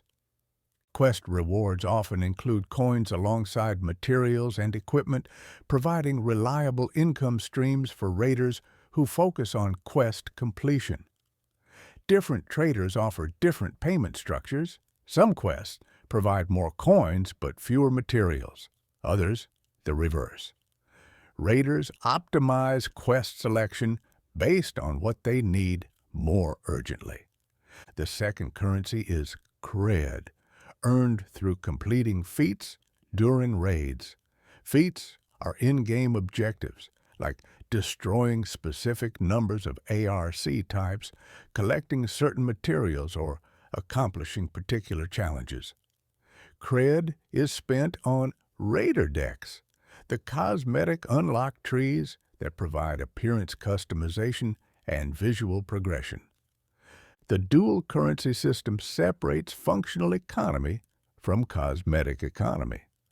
Coins affect gameplay through equipment purchases and workshop upgrades. cred affects only appearance through cosmetic unlocks. This prevents cosmetic acquisition from interfering with functional progression and vice versa. Raider tokens represent a third currency, likely obtained through real money purchases or special achievements. These tokens can purchase premium currency or exclusive cosmetics. The existence of this monetization layer supports the game's live service model while maintaining the primary progression systems as earn-based rather than pay-based. Workshop upgrades require significant coin investment alongside materials. Upgrading crafting stations from level 1 to 2 to 3 becomes progressively more expensive. These upgrades are essential for progression, but represent major financial commitments. Raiders must accumulate substantial wealth before accessing top-tier crafting capabilities. Stash expansion similarly requires coin investment. Each expansion costs more than the previous, creating exponentially increasing cost for maximum storage. Raiders must decide whether to invest in storage capacity or spend coins on equipment and upgrades. The equipment economy operates on depreciation through risk. Every piece of gear taken topside might be lost to death, effectively depreciating to zero value instantly. This creates interesting insurance dynamics, where safe pockets partially protect against total loss, and equipment choices reflect risk tolerance. Expensive equipment generates higher performance, but risks greater loss. Cheap equipment limits capability, but minimizes financial exposure. The optimal strategy varies based on raider skill level, confidence, and financial reserves. Wealthy raiders can afford to risk premium gear regularly. Poor raiders must be more conservative or rely on free loadouts. The crafting economy creates value through transformation. Raw materials worth modest amounts individually combine through blueprints to create equipment worth substantially more. This value add justifies the crafting system economically. Raiders profit by finding materials and transforming them rather than just finding finished goods. Blueprint acquisition drives much of the economic activity. Raiders who accumulate comprehensive blueprint collections can craft whatever they need, reducing dependence on trader purchases and enabling profit through crafting for sale. The blueprint economy essentially represents access to production means. Raiders with blueprints possess manufacturing capability that generates ongoing value. The trader economy operates on relationship progression. Building reputation with specific traders unlocks better items in their shops, creating long-term economic development paths. Early game traders stock basic goods at accessible prices. Late game trader inventory includes premium equipment at premium prices, requiring substantial wealth to access. The black market operated by Tianwen suggests an underground economy outside official channels. What items trade through these networks? Are prices different from official traders? Do black markets provide access to experimental or illegal equipment unavailable through legitimate channels? The existence of this shadow economy adds complexity and implies that official economic data doesn't capture all trading activity. The economic systems create class stratification in Speranza. Wealthy raiders with comprehensive blueprints, fully upgraded workshops, maximum storage, and premium equipment enjoy significant advantages. Poor raiders struggle with basic gear, limited storage, and dependence on expensive trader purchases. The gap between economic tiers translates directly into survival probability and earning potential, creating feedback loops where wealth enables success, which generates more wealth. However, the progression systems prevent total economic stratification. Even poor raters earn experience and skill points regardless of wealth. Quest completion provides guaranteed rewards regardless of equipment quality. The free loadout system ensures everyone can deploy topside. These mechanisms prevent wealth from being the sole determinant of success, maintaining some economic mobility. The broader economic implications extend to community sustainability. Speranza's economy depends on continuous resource extraction from topside. If raids decrease or become less successful, the influx of materials diminishes, prices rise, scarcity increases, and the economy contracts. Conversely, successful raid periods flood the market with materials, creating abundance that reduces prices and expands economic activity. This creates interesting parallels with real-world resource extraction economies. Speranza is essentially a mining town, where the mine is the entire surface world and the ore is everything ARC hasn't destroyed or claimed. Economic prosperity depends on maintaining extraction rates, which requires keeping raiders equipped and motivated to risk topside operations. The traders serve as both merchants and economic stabilizers. By buying unlimited quantities of common materials at fixed prices, they provide price floors that prevent complete value collapse. By selling equipment at fixed prices, they prevent price gouging during scarcity. This market-making function maintains economic stability. The Quest system provides economic stimulus by guaranteeing rewards for specific activities. When natural market incentives aren't sufficient to motivate certain behaviors, quests offer additional compensation. Need more raiders exploring dangerous areas? Create quests with rewards that justify the risk. Want specific materials gathered? Quest for them with premium payment. From a lore perspective, the economic systems reveal how Speranza organizes resource distribution. They've maintained currency systems, market economies, and property rights despite living underground in desperate circumstances. This isn't accidental. It's evidence of intentional social organization and economic planning. Someone established the coin system and convinced the community to accept it as legitimate currency. Someone organized traders and regulated trade to prevent exploitation.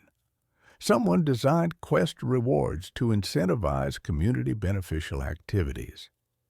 This level of economic sophistication suggests Speranza has competent leadership and planners who understand how economies function. The economy also reveals values. The fact that blueprints are extremely valuable shows that knowledge and production capability are prized. The safe pocket system protecting valuable items demonstrates understanding of risk management. The dual currency system separating functional and cosmetic progression shows that appearance and identity matter even in survival situations. Ultimately, Speranza's economy represents organized human cooperation in the face of catastrophe. Instead of descending into pure barter or complete anarchy, they've maintained sophisticated economic systems that enable specialization, trade, and coordinated resource allocation. The economy is itself an act of defiance against the chaos that destroyed the world above. Thank you for joining me on this deep dive into ARC Raiders. I hope you've gained new appreciation for the rich lore hiding beneath the surface of this extraction shooter. If you've enjoyed this journey, please like and subscribe to the channel. There's always more lore to explore, more worlds to examine, more stories to tell. Until next time, friends, stay curious, stay safe, and remember, hope survives where courage persists.